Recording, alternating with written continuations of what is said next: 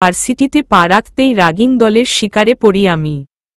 কেউ ভয় চোখে আমার দিকে তাকিয়ে আছে আর কেউ মজা নিচ্ছে। চোখ ফেটে জল গড়িয়ে পড়ছে চোখ দিয়ে। মাথা নিচু করে আছি আর আমার সামনে একটা অসভ্য ছেলে আমার দিকে সিগারেট ধরে আছে।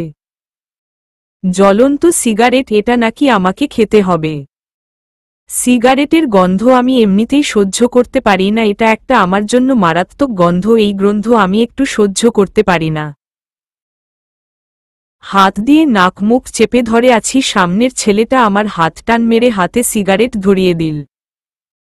আর হুমকি তো আগেই দিয়েছে, আমি যদি সিগারেট না খাই তাহলে কান ধরে, আজকে আমাকে কান ধরে এক পায়ে রোদের মধ্যে দাঁড়িয়ে থাকতে হবে। প্রতিবাদ করার মতো কেউ নাই। আমার পাশে একটা মেয়ে, ওকে আমি চিনি না, একটু আগেই ওর সাথে আমার পরিচয় হয়েছে গেট দিয়ে ঢোকার সময়। মেয়েটির নাম অন্তরা। ওই বলেছে এই ছেলেদের নাকি অনেক দাপট। ফাইনাল ইয়ারের স্টুডেন্টের এরা। ভার্সিটির নেতা বলা চলে এদের। ধনী বাবার একমাত্র ছেলে যে আমাকে সিগারেট দিল, সে তার দাপটের জন্য সাঙ্গপাঙ্গগুলো ও ভাব নিয়ে চলে। আমার সামনে কমপক্ষে ৮-৯ জনের মতো দাঁড়িয়ে আছে। আমি একবার শুধু মাথা উঁচু করে সবাইকে দেখেছিলাম। আমাকে যে ছেলেটা সিগারেট দিয়েছে তার মুখে এখন অবধি আমি দেখিনি, কারণ সে পেছনে বাইকে বসা ছিল। আর সামনে না হলেও ৪ জন ছেলে ছিল আর ২টা মেয়ে ছিল। আমি স্নেহা। আমার বসবাস গ্রামের, ছোট থেকে গ্রামে বড় হয়েছে। শহরে আসার সুযোগ কখনো হয়নি, আর আত্মীয় স্বজনও তেমন ছিল না, এজন্য কখনোই শহরে আসা হয়নি। বাবা মায়ের দ্বিতীয় সন্তান আমি। আমার একটা বড় ভাই আছে যে বিবাহ করে, তার বউ নিয়ে আলাদা বাসা বেঁধেছে। ভাইয়াকে লেখাপড়া চাকরি টাকা দিয়ে আমরা একদমই দরিদ্র হয়ে পড়েছি। বাবার তেমন ইনকাম নেই, আগে মাস্টারি করত, সে টাকা দিয়ে আমরা এতদিন চলেছি। অসুস্থ থাকার কারণে বাবা অনেকদিন ধরে পড়ে আছে ঘরের কোণে। মা সংসারই করত, এখন আর পৃথিবীতে নেই। ভাইয়াকে সরকারি চাকরি দেওয়ার জন্য ১০ লাখ টাকা ঘুষ দেওয়া হয়। বাবা এই চাকরিতে একটু সন্তুষ্ট ছিল না, কারণ নাকি বাবা আমার জন্য ৫ লাখ টাকা রেখেছিল আমার খরচ চালানোর জন্য। আমি তখন বাবাকে বললাম, বাবা আমার টাকা লাগবে না, ভাইয়াকে দাও, ভাইয়ের চাকরি হলে তো সেই টাকা দিয়ে আমরা চলতে পারবো, তাই না? ভাইয়াও বলল, হ্যাঁ, আমি চাকরি করে আমার বোনের যাবতীয় খরচ আমি দেব। মাস্টারি চাকরিতেও আর কয় টাকা বেতন ছিল, সব সময় আমরা টেনেটুনে চলে আসছিল। ভাই একটা ভালো চাকরি করলে আমাদের কষ্টের দিন যাবে, একটা ভালো দিন আসবে। কিন্তু সেই দিন আর এলো না। আমাদের আশার আলো নিভিয়ে অন্ধকার করে ভাইয়া একটা বিয়ে করে ফেলল, তাও সবার অজানায়। সবাইকে রেখে ভাইয়া একা একটা ধনী বাড়ির মেয়েকে বিয়ে করল। মেয়েটা দেখতে অসম্ভব সুন্দরী ছিল। বিয়ে করে আমাদের বাড়িতে এসে উঠে প্রথমে মা বাবা রাজি না হলেও পরে ছেলের কথা ভেবে রাজি হয়ে যায়। রাজি হয়ে বাবা ছেলের বউকে ছেলের বউয়ের স্বীকৃতি দেয়। ১ মাসের মতো ভালো চলছিল, তখন আমি ইন্টার ফার্স্ট ইয়ার এ পড়ি। প্রথমে ভাবিকে খুব ভালোই মনে হয়, সবার সাথেই হেসে খেলে, কিন্তু কাজ কাম করে না। সে নাকি পারে না। মা আর তেমন কিছু বলে না, ধনী ঘরের মেয়ে, শুনেছে সে কাজ কাম না পারাটা স্বাভাবিক। মা তাকে দেখে কাজ শেখানোর চেষ্টা করে, কিন্তু সে কাজ শিখে না। কোনো কাজ করবে না, শুধু খাবে দাবে আর শুয়ে বসে টিভি দেখবে। মাঝে মা অসুস্থ হয়ে পড়ে আমি লেখাপড়া নিয়ে বিজি। বাবা তো আগেই অসুস্থ, কিন্তু ভাবি একটা কাজও করেন না। তখন মা ভাইয়াকে বলে যে তোর বউকে একটু কাজ করতে বল, আমি তো এখন পারছি না, রান্নাটা পর্যন্ত ভাবি করে না, আমাকে মাঝে মাঝে করতে হয়। আমি অবশ্য কাজকাম আগে থেকে পারতাম, কারণ আম্মু বেশিরভাগ সময় অসুস্থ থাকত, কিন্তু ঘরে পড়ে না, সে কাজ করে, আবার মাঝে মাঝে অসুস্থ হয়ে যায়, তখন আমায়ই করতে হতো। ভাইয়া মনে হয় এই নিয়ে তার বউয়ের সাথে ঝামেলা করে। তারপরের দিনই ভাবি কাজ করতে যায়। একটা দুইটা কাজ করে, তারপর একদিন কাজ করতে যেয়ে হাত পুড়িয়ে ফেলে, একদিন হাত কেটে ফেলে, এভাবে প্রতিদিন একটা না একটা দুর্ঘটনা ঘটে। এসব দেখে ভাইয়া বলে তার বউ কাজ করতে পারবে না। কি হয় জানি না তাদের মাঝে। ভাইয়া অশান্তি করে বাড়িতে। সেদিন ভাবিকে নিয়ে কিছু কথা বলে ভাইয়া আমরা নাকি তার বউকে অত্যাচার করি। কিন্তু কি অশান্তি করলাম কি অত্যাচার করলাম আমি আর মা কিছুই বুঝতে পারি না। ভাবি তখন সেই পুরা গা দেখায় এটা নাকি আমার মা তাকে ইচ্ছে করে পড়িয়েছে, এতদিন বসে বসে খেয়েছে বলে মা নাকি তার সুদ তুলেছে। এটা শোনার সাথে সাথে মায়ের পৃথিবী অন্ধকার হয়ে আসে। ভাবি নিজেই গরম পানি করতে গিয়ে সেটা অসাবধানতায় হাতে ফেলে নিজের হাত পুড়ে ফেলেছে। মা তখন আমার ঘরে ছিল আমার সাথে। ভাইয়াকে সত্য বললে ও বিশ্বাস করে না। ভাবি সে কি কান্না কান্না করতে করতে বলে এ বাড়িতে থাকবে নাকি আর চলে যাবে। আর ভাবি এটাও বলে ভাইয়া যদি তার সাথে না যায় তাহলে নাকি তার সাথে সম্পর্ক বিচ্ছিন্ন করে দেবে। ভাইয়া ভাবির সাথে চলে যায়। ভাবির সাথে সম্পর্ক বিচ্ছিন্ন না, আমাদের সাথে সম্পর্ক বিচ্ছিন্ন করে। আগে যাও ভাইয়া কম বেশি টাকা দিতে বাসায়। ভাইয়া চলে যাওয়ার পর আমরা একদম নেতিয়ে পড়ি। কিভাবে কি চলবে বুঝতে পারি না। তখন থেকে আমাদের একদম কঠিন জীবন পার হয়। ভাইয়া চলে যাওয়ার পর মা একদম অসুস্থ হয়ে পড়ে। এতটা অসুস্থ হয় যে 2 মাসের ভেতরে মা মারা যায়। অন্ধকার নেমে আসে আমাদের জীবনে। বাবা মার চলে যাওয়াটা মেনে নিতে পারে না, সে আরও অসুস্থ হয়ে পড়ে। আমি এতটাই ভেঙে পড়ি, লেখাপড়া আশা বাদ হয়ে যায়। নিজে ভেঙে পড়ি একদম, কিন্তু তবুও নিজের মনটাকে শক্ত করার চেষ্টা করে বাবার জন্য। নিজেকে শক্ত রেখে বাবার সেবা যত্ন করতে থাকি। 1 মাস পর একদিন ভাইয়া ছুটে আসে বাসায়। হয়তো মার খবরটা কোনোভাবে তার কানে গিয়েছে। আমাদের কাছে ক্ষমা চায়, আবার ফিরে আসতে চায় আমাদের কাছে। সেদিন বাবা ভাইয়াকে একটা ঠাস করে চড় মারে গালে। তারপর বাবাই ভাইয়াকে বাসা থেকে বের করে দেয়, সম্পর্ক বিচ্ছিন্ন করে দেয় বাবা। ভাই আমার কাছে এসেছিল। আমি ভাইয়াদিকে একবার তাকিয়ে শুধু একটা কথাই বলি, নিজের মার থেকে তুমি বউকে বেশি বিশ্বাস করেছিলে, তার ফলাফল এই হলো ভাইয়া। সারা জীবনের জন্য মা আমাদের ছেড়ে চলে গেল। তোমার মুখ আমি কোনোদিনও দেখতে চাই না। আমার একটা বড় ভাই ছিল, এটা আমি কোনোদিন মনেই রাখতে চাই না। তুমি দয়া করে কোনোদিন আমার সামনে এসো না, তাহলে আমি তোমাকে মায়ের খুনির জন্য জেলে পাঠাতে বাধ্য হব। খুনটা তুমি করেছ মাকে। তুমি যদি সেদিন মাকে অপমান করে এইভাবে বাসা থেকে বেরিয়ে না যেতে তাহলে মা আজকে আমাদের ছেড়ে যেত না। ভাই আর কিছু বলে না, কাঁদতে কাঁদতে বেরিয়ে যায় বাসা থেকে। এখন পরে টাকা সমস্যা, এদিকে বাবাই স্টক করে। টাকা লাগবে 30,000-এর মতো। কোথায় পাবো টাকা? সব টাকা তো ভাইয়েরে আগেই দিয়ে দিয়েছি, হাতে কোনো টাকায় নেই। মা অসুস্থ ছিল তখন জমা কিছু টাকা শেষ। তখন ভিটাবাড়ি টুকু বিক্রি করতে বাধ্য হই। বাবা সেগুলো কিছুই জানে না। বাবাকে সুস্থ করে বাসায় নিয়ে আসি, হাঁটা চলা বন্ধ হয়ে যায়। ডাক্তার বলেছে পা দুটো নষ্ট হয়ে গেছে, আর হাঁটতে পারবে না কখনো। লেখাপড়া ছেড়ে দিতে চাই, কিন্তু বাবা তখন একটা আশার আলো দেয়।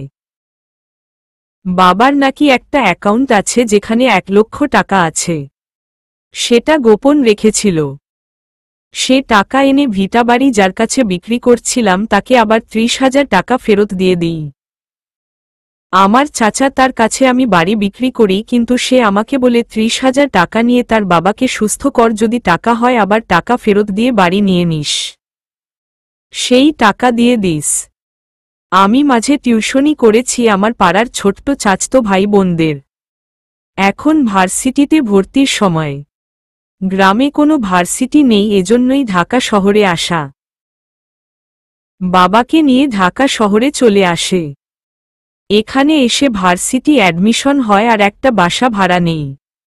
ভার্সিটি আরও 2 দিন আগে শুরু হয়েছে, কিন্তু আমি কালকে ঢাকায় এসেছি, এজন্য আজকে ভার্সিটিতে এলাম।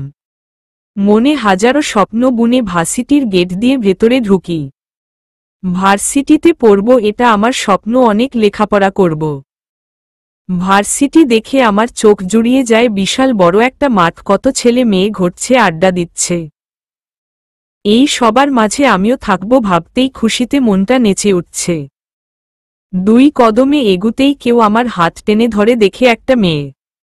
হ্যাঁ, মেয়েটা আমাকে টেনে পিছিয়ে আসে আর বলে, আমাকে বাঁচাও। আমি হাঁ করে মেয়েটির দিকে তাকিয়ে আছি। বাঁচাও মানে কি বলছি মেয়েটা? কি হয়েছে তোমার, এরকম করছো কেন, এত ভয় পাচ্ছ কেন? আমাকে বাঁচাও প্লিজ। ওরা আমাকে ধরে ফেলেছে, এবার আমাকে দিয়ে কিনা কি করাবে? আমার আপু বলেছে এরা নাকি প্রচণ্ড ডেঞ্জারাস লোক, খারাপ খারাপ কাজ করাই সবার সামনে হাসির পাত্র বানায়। আমি এজন্যই আগে যাইতে চাচ্ছিলাম, তবুও তারা আমাকে দেখে ফেলেছে, এবার আমাকে ডাকছে। ওই দেখো, ওই যে আমাদের দিকে তাকিয়ে আছে, এখন আমি কি করব? তুমি নিশ্চয়ই ফার্স্ট ইয়ারের না, তাই না? তোমাকে তো কিছু বলবে না, তুমি একটু আমার হয়ে কথা বলে দাও না। স্নেহা কিছুই বুঝতে পারছে না, হাঁ করে মেয়েটার দিকে তাকিয়ে আছে।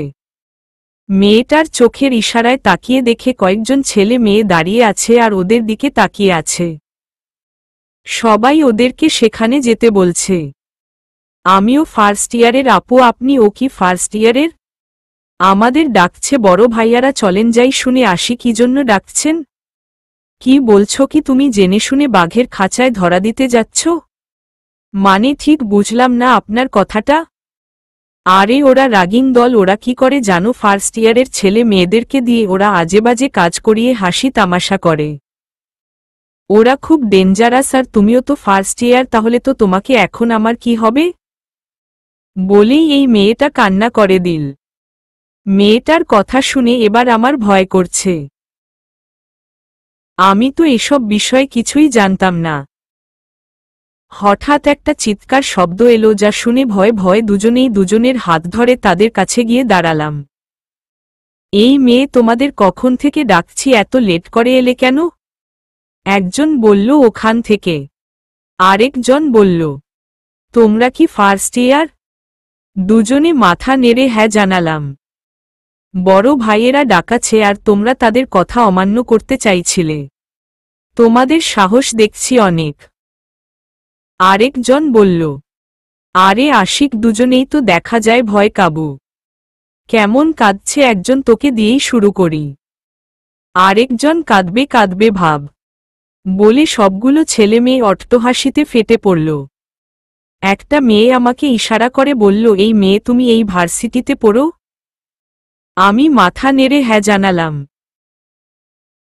সাথে সাথে মেয়েটার নাক কুচকালো মনে হয়। ছি, কি বাজে পোশাক গাইয়া, হবে কোনো গ্রাম থেকে উঠে এসেছে, এই ভার্সিটিতে চান্স হলে কি করে বলতো? এ কি এই ভার্সিটিতে পড়ার যোগ্য না? ক্লাস আছে যত সব গাইয়া। বলে তার ফ্রেন্ডের দিকে তাকালো। সেই মেয়েটা একইভাবে আমাকে নিয়ে বাজে মন্তব্য করতে লাগল। এই মেয়ে, তোমাদের নাম কি? স্নেহা। অন্তরা। ভয় ভয় কথাটা বলল। ওকে অন্তরা, স্নেহা। অন্তরা, তোমাকে দিয়ে আগে শুরু করি। অন্তর আমার হাত খামচে ধরে জোরে জোরে কেঁদে দিল। এই মেয়ে, তুমি কাঁদছ কেন? আমাকে ছেড়ে দিন প্লিজ, আমাকে ছেড়ে দিন। ছেড়ে তো দেবী, তার আগে আমাদের একটা সুন্দর গান শুনিয়ে যাও তো। আমি গান পারি না, নাক টেনে বলল। তাহলে তো আমরা যেতে দিতে পারবো না। গান যদি না গাও তাহলে তোমার জন্য অন্য শাস্তি অপেক্ষা করছে বেবি। আর এত ফ্যাস করে কাঁদছে কেন? তোমাকে কি আমরা মারছি নাকি ধরে? আমি ভয় কথা বলতে পারছি না। একবার অন্তরার দিকে, তারপর ওই ছেলেটার দিকে তাকাচ্ছি। আর এদিকে কিছুতেই অন্তরা গান গাইছে না, অন্তরে কেঁদেই যাচ্ছে। ছেলেটা বারবার অন্তরে কাঁদতে মানা করছে, কিন্তু অন্তরা শুনতে নারাজ। তাই কাউকে ডেকে উঠল। ছিট, কাঁদনি মেয়ে একটা, এটা আমি হ্যান্ডেল করতে পারবো না। এই রাসেল আদ্রকে ডাকত। কি করব জিজ্ঞেস কর। এই মাইয়া তো কিছুই কয় না, খালি কান্দে। আদ্র নামের ছেলেটি এসেই অন্তরার সামনে দাঁড়িয়ে বলে, এই মেয়ে কান্না অফ করো, না হলে কিন্তু একটা চর মারব। এত জোরে চিৎকার করে কথাটা বলল যে সাথে সাথে অন্তরা কান্না অফ হয়ে গেল। স্নেহা তো ভয় অন্তরার হাত ধরে নিচের দিকে তাকিয়ে আছে। এতক্ষণ ওকে নিয়ে সবাই বাজে মন্তব্য করছে, গাইয়া নোংরা জামা কাপড়, কম দামে জামা কাপড়ের জন্য লজ্জায় মাথা উঁচু করতে পারছে না। ও গরিব তাই বলে এভাবে সবার সামনে এভাবে কথাটা বলবে ভাবেনি। এই ড্রেসটা স্নেহার সবগুলো ড্রেসের থেকে দামি। নতুন আর 2টা জামা, তার মধ্যে এটা 1500 টাকার 3 পিস। এই ড্রেসটাও ইন্টারে জিপিএ 5 পেয়েছে বলে বাবা পছন্দ করে কিনে দিয়েছে। আর 700 টাকার 3 পিস আছে একটা। আজকে প্রথম বলে ভালো টাই পরে এসেছিল, তাও এইভাবে লজ্জিত হবে ভাবেনি। মেয়েটার দিকে একবার তাকিয়েছিল, মেয়েটা একটা শর্ট টপস আর প্যান্ট পরে আছে। গায়ের রং ধবধবে ফর্সা, এত ফর্সা যে চোখের ঝিলিক মারে। মেয়েটার ঠোঁটে লাল টকটকে লিস্টে, যা মেয়েটা সৌন্দর্য বাড়িয়ে তুলেছে। কিন্তু ড্রেসটা স্নেহার পছন্দ হয়নি, গলাটা একটু বেশি বড়, চুলগুলো ছেড়ে লেগেছে, খুব একটা বড় না, কাঁধ পর্যন্ত। আমি মাথায় ঘোমটা দিয়ে আছি, এটা নিয়েও নানা কথা বলেছে মেয়েটা। আমি অপমান সহ্য করি না, কিন্তু এতগুলা মানুষের সামনে কিছু বলতে চাচ্ছি না, তাই চুপ করে আছি। আর আজকে ফার্স্ট দিন, তাই কারো সাথে ঝামেলা করতে চাই না। এই যে মেয়ে, গান পারো না, অন্য যা পারো তাই বলে শোনাও। কি হলো শোনাও? আদ্রর চিৎকার শব্দ কানে আসতেই অন্তরা বলতে লাগে, আমার সোনার বাংলা আমি তোমায় ভালোবাসি, আমার সোনার বাংলা আমি তোমায় ভালোবাসি, চিরদিন তোমার আকাশ তোমার বাতাস। এইটুকু বলতেই চারপাশে থেকে অট্টহাসি কানে আসে। আমি আর মাথা নিচু করে থাকতে পারি না, তীক্ষ্ণ চোখে সবার দিকে তাকিয়ে। সবাই এমন কেন? সবাই মজা নিচ্ছে। এবার আমি মুখ খুললাম না, এগুলো সহ্য করা যায় না। মাথা উঁচু করে ওই ছেলেটার দিকে তাকালাম। একটা বাজে গন্ধ আমার নাকে এল। ভালো করে তাকিয়ে দেখি ওই ছেলেটা মানে আদ্র নামের ছেলেটা স্মোকিং করছে, সিগারেটের গন্ধ আমি একদম সহ্য করতে পারি না, আমার গা ঘুলায়। ছেলেটার পরনে সাদা শার্ট, হাতা হাতের কনুই পর্যন্ত উঠিয়ে রেখেছে, বুক পর্যন্ত 3টে বোতাম খোলা, সেখানে সানগ্লাস, বাদামি কালার প্যান্ট, গায়ের রং ধবধবে ফর্সা, গালে খোঁচা খোঁচা দাড়ি, দেখতে খারাপ না কিন্তু স্বভাব চরিত্র খারাপ। আর হাতে সিগারেট, যা একটু পরপর টান দিয়ে হাওয়া ছাড়ছে। কি অসভ্য লোক, এভাবে কেউ কারো মুখের সামনে এসেছে স্মোকিং করে? স্নেহা নাক মুখ হাত দিয়ে চেপে ধরে, তারপর ছেলেটাকে বলে, দেখুন আমাদের যেতে দিন, এভাবে আমাদের হেনস্থা করতে পারেন না আপনারা। এখন যদি আমাদের সাথে আর কিছু করার চেষ্টা করেন, আমরা কিন্তু প্রিন্সিপালের কাছে নালিশ করব আপনাদের নামে। আমার কথাটা ছেলেটার কানে যেতেই ছেলেটা রক্ত লাল চোখ করে আমার দিকে ফিরল। এতক্ষণ অন্যদিকে ফিরেছিলাম আমি, তার একপাশ দেখছিলাম। ছেলেটা আমার দিকে সরাসরি তাকাতেই আমি ভয় কাঁপতে লাগল। কি ভয়ঙ্কর করে তাকিয়েছে, মনে হচ্ছে চোখ দিয়ে আমাকে বশ্য করে দেবে। আমি তার তাকানো অগ্রাহ্য করে মনে আরেকটু সাহস নিয়ে বললাম, আমাদের যেতে দিন প্লিজ। কি বললে তুমি? প্রিন্সিপালের কাছে নালিশ করব আমাদের নামে? জোরে হুঙ্কার দিয়ে কথাটা বলল। হুঙ্কার শুনে আমার হৃদপিণ্ড চলাচল মনে হয় বন্ধ হয়ে গেল। চোখ বন্ধ করে আবার তাকালাম। অন্তরার হাত শক্ত করে খামচে ধরে দুজন জোড়সড় হয়ে দাঁড়িয়ে আছি। আচমকা আদ্র স্নেহার হাত টেনে নিল। স্নেহা ভয় কাঁপতে লাগল, মাথা উঁচু করে দাঁড়িয়ে থাকা মানুষটার দিকে তাকিয়ে দেখে চোখ লাল করে মুখে দুষ্টু হাসি ফুটিয়ে ওর দিকে তাকিয়ে আছে। অন্তরা ও ভয়ার্ত চোখে তাকিয়ে আছে। কি ভয় পাচ্ছ নাকি তোমরা দুজনেই? দেখা যায় ভীতু। এই যে স্নেহা নাকি যেন নাম বলছিলে, তুমি তো একটু আগে আমাকে প্রিন্সিপালের ভয় দেখাচ্ছিলে তাই না? আমি তো ভেবেছিলাম তুমি হয়তোবা একটু সাহসী হবে, কিন্তু এখন তো উল্টা মনে হচ্ছে, তোমাকে আরও ভীতু মনে হচ্ছে। এই সাহস নিয়ে আমার সাথে লাগতে আসা? বলেই হা হা করে হাসতে লাগল। আশেপাশের সবাই হাসতে লাগল। আদ্রর আমার হাতে সিগারেট দিল, তারপর বলল, এইটা দেখে নাক মুখ রেখেছিলে তাই না? এখন এইটা খাবে, ধরো খাও। এটাই করতে পারলেই যেতে পারবে ক্লাসে, না হলে। ভয় আমি এক হাতে অন্তরার হাত খামচে ধরে আছি। আদ্রর ছেলেটা আমার হাতে জোর করে সিগারেট ধরিয়ে দেয়, ভয়ে রীতিমতো ঘামছি আমি। কি হলো, টান দাও, তাড়াতাড়ি করো, আমাদের এত সময় নেই তোমাকে নিয়ে বসে থাকার। আমি অসহায় মুখ করে ওনার দিকে তাকালাম, সে বিরক্ত হয়ে তাকিয়ে আছে আমার দিকে। ছেলেটা দেখতে যতটা সুন্দর স্বভাব ততটাই খারাপ। পেছনের মেয়েগুলো মজা নিচ্ছে, ছেলেগুলোরও একই অবস্থা। ভার্সিটির অর্ধেক স্টুডেন্ট এই সব দেখছে। লজ্জায় মাথা নিচু করে ফেললাম। ওকে বুঝেছি তুমি করবে না, কিন্তু সমস্যা নাই, আমি আছি তো। বলেই ছেলেটা আমার হাত আমার মুখের কাছে নিতে লাগল। রাগে ঘৃণায় তার দিকে তাকালাম, চোখ দিয়ে পানি পড়ছে টপ টপ করে।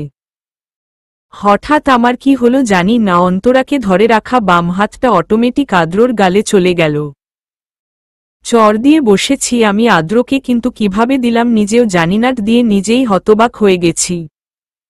আদ্রর দিকে তাকিয়ে দেখি অগ্নিদৃষ্টিতে আমার দিকে তাকিয়ে আছে। পুরো মুখ লাল টকটকে হয়ে গেছে, তাকিয়ে আমার ভয় মনে হয় আত্মা শুটিয়ে গেল। এত ভয়ঙ্কর লাগছে দেখতে বলে বুঝাতে পারব। আদ্রর হিংস্র বাঘের মতো আমার দিকে তাকিয়ে আছে, এখনই গিলে খাবে মনে হচ্ছে। ভয় একটা শুকনো ঢোক গিললাম আমি, কিছু বলবো তার আগে চিৎকার ভেসে এলো আমার কানে। আশেপাশে তাকিয়ে দেখি মাঠের সবাই আমার দিকে আগুন চোখে তাকিয়ে আছে। মনে হচ্ছে সবাই আমাকে চোখ দিয়ে ভস্ম করে দিতে চায়। আমি যেন বড়সড় অন্যায় করে ফেলেছি। সেই ঢঙ্গি মেয়েটা ছুটে এসে ছেলেটার পাশে দাঁড়িয়ে বলতে লাগল, আদ্র বেবি তুমি ঠিক আছো তো? তারপর আমার দিকে তাকিয়ে বলল রেগে, ইউ ইডিয়েট, তোমার এত বড় সাহস, তুমি আদ্রর গায়ে হাত তুল। আজ তোর এমন অবস্থা করব তুই ভাবতেও পারবি না। মেয়েটা রেগে কথাগুলো বলল। পাশের ছেলেগুলো অবাক হয়ে আমার দিকে তাকিয়ে আছে। কেউই হয়তো কল্পনা করেনি আমি এই কাজ করব। সর মাইশা, আজ এই মেয়ের এমন অবস্থা করব আমি, ও সারা জীবন আমার দিকে তাকাতে পারবে না। ও আমার গায়ে হাত তুলছে, এর শাস্তি তো ওকে পেতেই হবে, বলে আমার দিকে এগিয়ে আসতে লাগল। ভয় আমি কি করব বুঝতে পারছি না। আমার একটা গুণ আছে, সেই গুণটা এখন হবে জানি। হ্যাঁ তাই হলো, উনি আসায় আগেই আমি অজ্ঞান হারালাম। হ্যাঁ আপনারা ঠিকই বুঝেছেন, এটাই আর অন্যতম গুণ। আদ্র স্নেহার দিকে আসছিল, তার আগেই স্নেহা ঢলে পড়ল। আদ্র কাছে ছিল তাই পড়ার আগেই ধরে ফেলল। হতবাক হয়ে তাকিয়ে আছে স্নেহার অজ্ঞান শূন্য মুখের দিকে। রাগে ওর শরীর জ্বলে যাচ্ছে। কি হলো স্নেহার? বলেই অন্তরা ছুটে এলো। মাইশাও এলো। কি হলো, এটার ন্যাকামি ইচ্ছে করে অজ্ঞান হারানোর নাটক করছে এই মেয়ে। অজ্ঞানের নাটক করে পার পেতে চাইছে কি ফাজিল মেয়ে দেখছি সাদ্র। আদ্র এমনিতেই রেগেছিল, নাটক করছে কথাটি শুনে আরও রেগে উঠল। রেগে স্নেহার দিকে তাকালো, কিন্তু রাগ না খাটাতে পারল না। স্নেহার মায়াবী মুখের দিকে তাকিয়ে রাগ কমে গেল। স্নেহার গায়ের রং ফর্সা বলা যাবে না, আবার কালোও বলা যায় না। মাঝামাঝিতে আছে উজ্জ্বল শ্যামলা, গায়ে কম দামি সিম্পল ড্রেস, সাজ বলতে কিছু নেই মুখে। কখনো সেজেছে কিনা মুখ দেখে বোঝা যাচ্ছে না। পুরো মুখ জুড়ে আছে ক্লান্তি। এইটুকু মেয়ের মুখে এত ক্লান্তির সাফ অবাক হয়ে তাকিয়ে আছে আদ্র। এত সাধারণভাবে কোনো মেয়েকে আদ্র দেখেছে বলে মনে পড়ছে না। এই মেয়ে কোনো কিছু আদ্রর পছন্দ হয়নি কিছু না। বিরক্ত হলো এতক্ষণ একে স্কান করেছে বলে। এই মেয়ে আমাকে থাপ্পড় মেরেছে আর আমি একে ধরে রেখেছি, ভাবতেই হাত আলগা করে ছাড়তে নিলাম, কিন্তু কারো চিৎকারে ছাড়তে পারলাম না। প্লিজ ভাইয়া ছাড়বেন না, ওপরে ব্যথা পাবে। পাক, আমি তো সেটাই চাই। আমার গায়ে হাত তুলেছে এই মেয়ে, একে তো কথা কেড়ে নিয়ে। প্লিজ এমন করবেন না, ওর অজ্ঞান ফিরানোর একটা ব্যবস্থা করেন প্লিজ, যদি ভালো মন্দ কিছু হয়ে যায়। বিরক্ত হয়ে তাকালো অন্তরার দিকে। একটা মানুষ এত কাঁদতে পারে একে না দেখলে বুঝতেই পারতাম না। যত সব ভালো মন্দ কিছু হয় যদি, তাই আর ছাড়ল না। একটা গাছ আছে, সেখানে বসার জায়গাও আছে। সেখানে নিয়ে বসিয়ে দিল। অন্তরা গিয়ে ওকে ধরে বসল। আশিক, যা তো একটা পানির বোতল নিয়ে আয়। কেন? আমি আনতে বলছি, জিজ্ঞেস করতে না।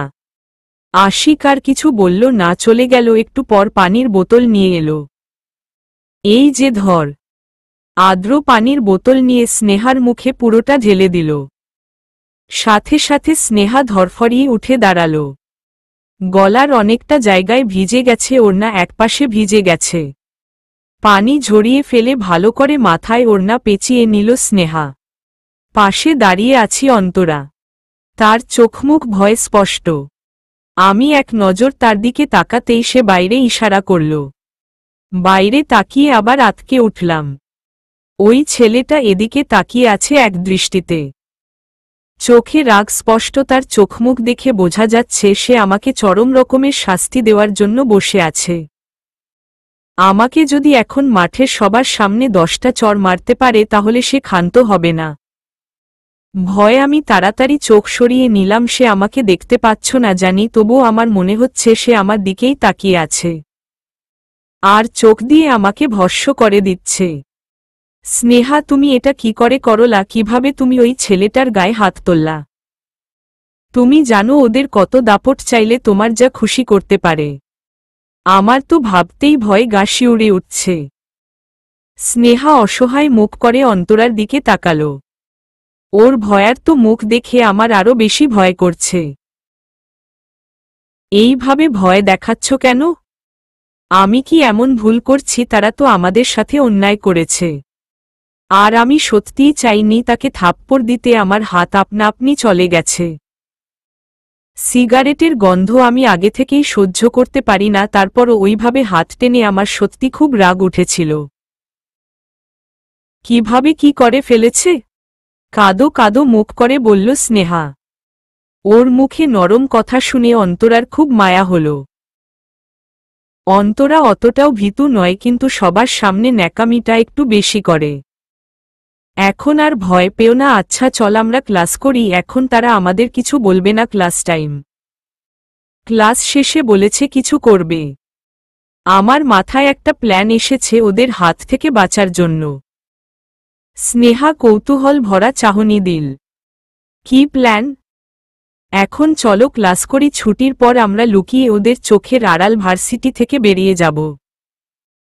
কিভাবে? দেখো না, মাঠের মাঝখানে দাঁড়িয়ে আছে। আমরা এখান দিয়ে বের হতে গেলে তো ধরা পড়ে যাব।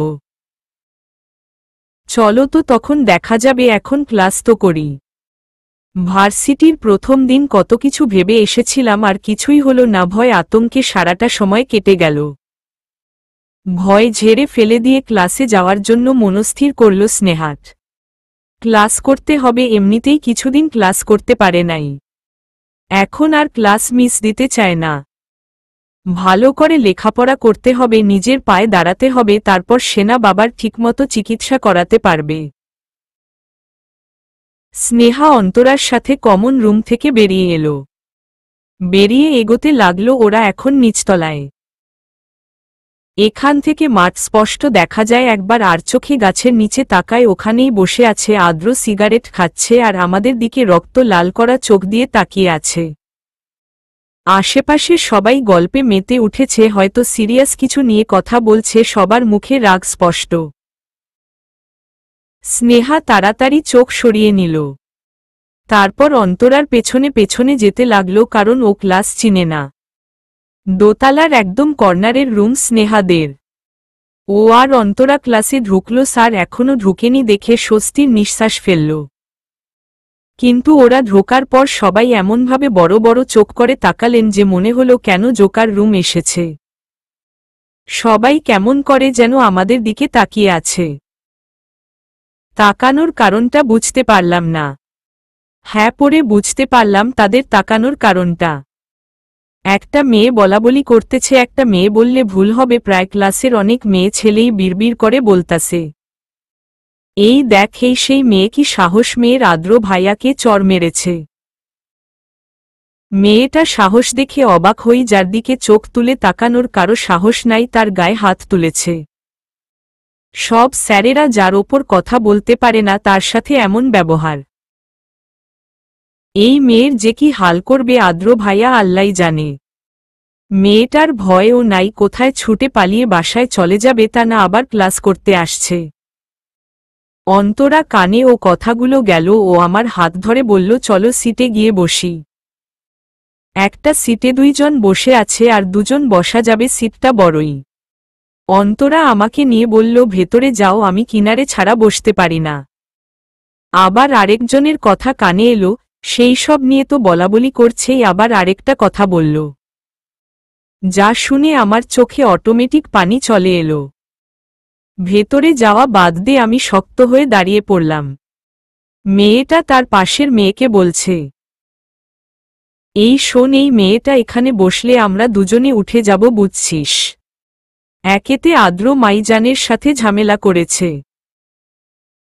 কিভাবে থাপ্পড় মারল দেখছিস? ও যখন থাপ্পড় মারছিল মনে হয়েছে থাপ্পড়টা ও আদ্র গালে নয়, আমার গালে মারছে। আর দেখছিস ড্রেস আপ ওর মতো এমন ড্রেস পরে এসেছে ভার্সিটির।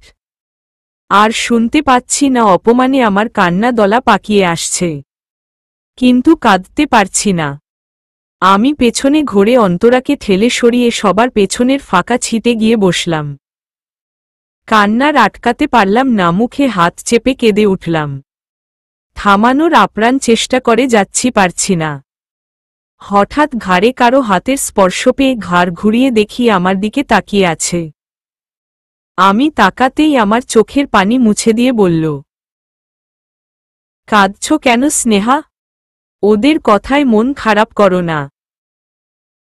ওরা এরকমই, কেউ তোমার পাশে না বসলে আমি তোমার পাশে বসব। আচমকা ওকে জড়িয়ে ধরে কেঁদে উঠলাম। আরে কাঁদছ কেন? আজ থেকে তুমি আমার ফ্রেন্ড, শুধু ফ্রেন্ড না, বেস্ট ফ্রেন্ড। এর মাঝে ক্লাসরুমে স্যার রুমে ঢুকল। স্নেহা আমাকে ছাড়া ওই দেখো চলে এসেছে। তুমি তো আমার থেকেও বেশি কাঁদুনি দেখা যায়। সারা আসছে শুনেই আমি তাড়াতাড়ি ওকে ছেড়ে চোখ মুছে নিজেকে স্বাভাবিক করে নিলাম। রোল কলের সময় আমার নামটা আসতেই আমি দাঁড়িয়ে কিছু বলবো, স্যার আমার দিকে কেমন করে যেন তাকিয়ে আছে। আমি স্যারের তাকানো দেখে মাথা নিচু করে ফেললাম। এই যে মেয়ে, তুমি তো 10 দিন পর এসেছো তাই না? 10 দিনে একদিন তোমার পেজের নাই। আমি মাথা নেড়ে হ্যাঁ জানালাম। তা এতদিন লেট করে এসেছো কেন? স্যার আসলে আমি গ্রোয়ামে থেকে এসেছি, আমি কালকেই এখানে এসে পৌঁছেছি, এজন্য উপস্থিত থাকতে পারি নাই। আচ্ছা সমস্যা নাই, আগের ক্লাসের নোটগুলো নিয়ে নিবা। আর একদম ক্লাস অ্যাবসেন্ট করবে না। আমি তার কথায় সম্মতি জানালাম। সে আমাকে বসতে বলে রোল কল শেষ করল। তারপর ক্লাস শুরু হলো, মনোযোগ সহকারে ক্লাস করলাম। একে একে 3টা ক্লাস শেষ হল। আরেকটা ক্লাস আজকে হবে না। এখনই ছুটি। ক্লাসে এতটাই মুশগুল ছিলাম যে আমার বাইরের বিপদের কথা মনেই ছিল না। নিচতলায় আসতে আমার গাছের দিকে চোখ পড়ল, ভয় অন্তরার হাত খামচে ধরলাম। গাছ থেকে আস্তে আস্তে নিচের দিকে চোখ আনলাম, সাথে সাথে আমার ভয় ছুটে গেল। গাছের নিচে কেউ নাই, বাইকটাও নাই। এই সুযোগ, অন্তরা তো এটাই বলেছিল পালাতে হবে। অন্তরা মুখের দিকে তাকিয়ে দেখি ওর মুখে ও হাসি। দুজনে দুজনের দিকে তাকিয়ে একটা হাসি দিলাম। তোমার হাসিটা খুব সুন্দর স্নেহা। ধ্যাত কি যে বলো না, আমি আমার কিছুই সুন্দর না। তুমি অনেক সুন্দর, একদম গুলুমুলু। এখানে এসব বাদ দাও, চলো পালাই। ওয়েট, দাঁড়াও, তোমার নাম্বারটা দিয়ে যাও। স্নেহার নাম্বারটা অন্তরার মোবাইলে তুলে দিল। তারপর দুজনে তাড়াহুড়া করে মাঠ দিয়ে এগোতে লাগল। তাড়াতাড়ি সময় হাঁটা মনে হয় জোরে হয় না। আজকে তাই হচ্ছে, মনে হয় মাঠ আজকে ফুরাবেই না। অবশেষে মাঠে শেষ প্রান্তরে চলে এলাম। দুজনেই স্বস্তির নিঃশ্বাস ফেলে গেটের বাইরে পা রাখবে এমন সময় কেউ ঝড়ের গতিতে এসে স্নেহার হাত টেনে ধরল। তারপর উল্টো ঘুরে হাঁটা দিল। স্নেহা তো স্তব্ধ হয়ে গেছে, ভয়ে হাত পা অনবরত কাঁপছে। অন্তরা হাঁ করে ওর দিকে তাকিয়ে আছে। অবাক করা বিষয়, অন্তরাকে কেউ কিছু বলছে না। অন্তরা ওদের পিছনে যেতে যাবে, হঠাৎ একটা ছেলে ওর সামনে এসে দাঁড়ায়। ছেলেটাকে দেখে চিনতে অসুবিধা হয় না, এই ছেলেটা তখন রাগিং করানোর সময় ছিল। কি ব্যাপার, আপনি আমার পথ আগলে দাঁড়াচ্ছেন কেন? তোমার যাওয়া বারণ আছে। আর তোমার কোনো শাস্তি নাই, তাই তুমি ফট। যে শাস্তি পাওয়ার তাকে নিয়ে যাওয়া হয়েছে। অনেক কাকুতিমিনতি করে ও অন্তরা যেতে পারে না। জোর করে যেতে চাইলে ওকেও শাস্তি পেতে হবে বলা হয়। তাই বাধ্য হয়ে অন্তরা চলে যায়, কিন্তু ওর খারাপ লাগছে স্নেহা জন্য। কিন্তু ওর করার কিছু নাই। প্লিজ হাত ছাড়ুন, কোথায় নিয়ে যাচ্ছেন আমাকে? বলে হাত সরানোর চেষ্টা করতে লাগল স্নেহা। কিন্তু সেদিকে কোনো ভ্রুক্ষেপ করল না আদ্র, ও নিজের মাথা হেঁটে চলেছে। স্নেহা শত চেষ্টা করেও আদ্রকে থামাতে পারল না। স্নেহার কান্না পাচ্ছে। আদ্রকে থামানোর চেষ্টা করছে কিন্তু পারছে না। ওর হাত পা ঠান্ডা হয়ে আসছে ভয়ে। একটা রুমে নিয়ে ছুঁড়ে মারল স্নেহাকে। এটা রুম না, সরি ক্লাস। আমি ক্লাসের ফ্লোরে হুমড়ি খেয়ে পড়ল।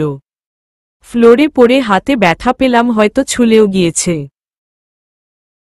হাতে এমনিতেই ব্যথা করছিল, এমনভাবে শক্ত করে ধরে এনেছে যে মনে হয় রক্ত চলাচল বন্ধ হয়ে গেছে। তার ওপর এভাবে পড়ায় আরও পুরো শরীর ব্যথা হয়েছে। এখানে কেন নিয়ে এলো? কি শাস্তি দিবে আমাকে?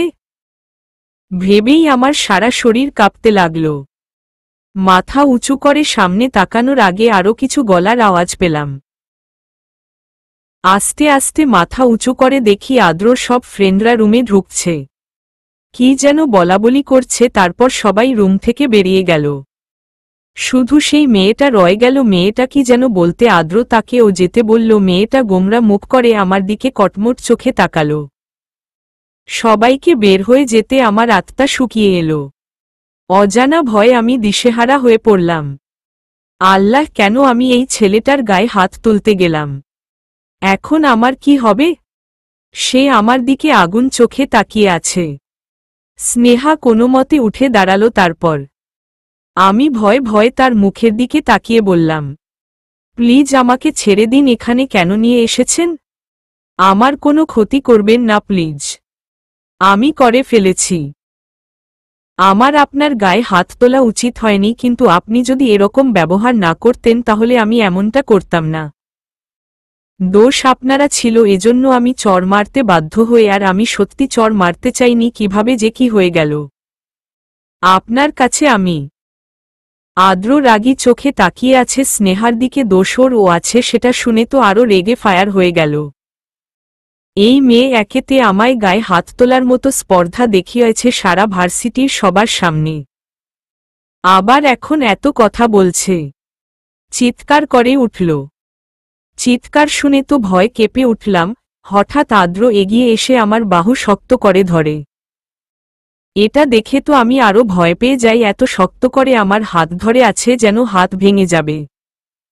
আগের ব্যথাটার থেকেও বেশি শক্ত করে ধরেছে এবার। ব্যথায় আমার চোখ দিয়ে পানি পড়ছে। কি বললে তুমি? আমার দোষ ছিল? আদ্রকে দোষ দেখাও তুমি? এত বড় সাহস তোমার? আমি সেটা বলতে চাইনি। আমি তো। Stop it. হঠাৎ আদ্রর ফোনটা বেজে ওঠে। বিরক্ত হয়ে আদ্র স্নেহাকে ছেড়ে পকেট থেকে ফোন বের করে। ফোনের উপর বড় করে লেখা আম্মু। আম্মুর কল দেখে তাড়াতাড়ি রিসিভ করে একটু দূরে সরে দাঁড়ায়। হ্যালো আম্মু। অপর পাশ থেকে কান্নার আওয়াজ আসছে। কান্নার আওয়াজ শুনে আদ্র ভয় পেয়ে যায়। ব্যস্ত হয়ে জিজ্ঞেস করতে লাগে, হ্যালো, কি হয়েছে? কান্না করছো কেন? হ্যালো আম্মু, কথা বলো, সবাই ঠিক আছে তো?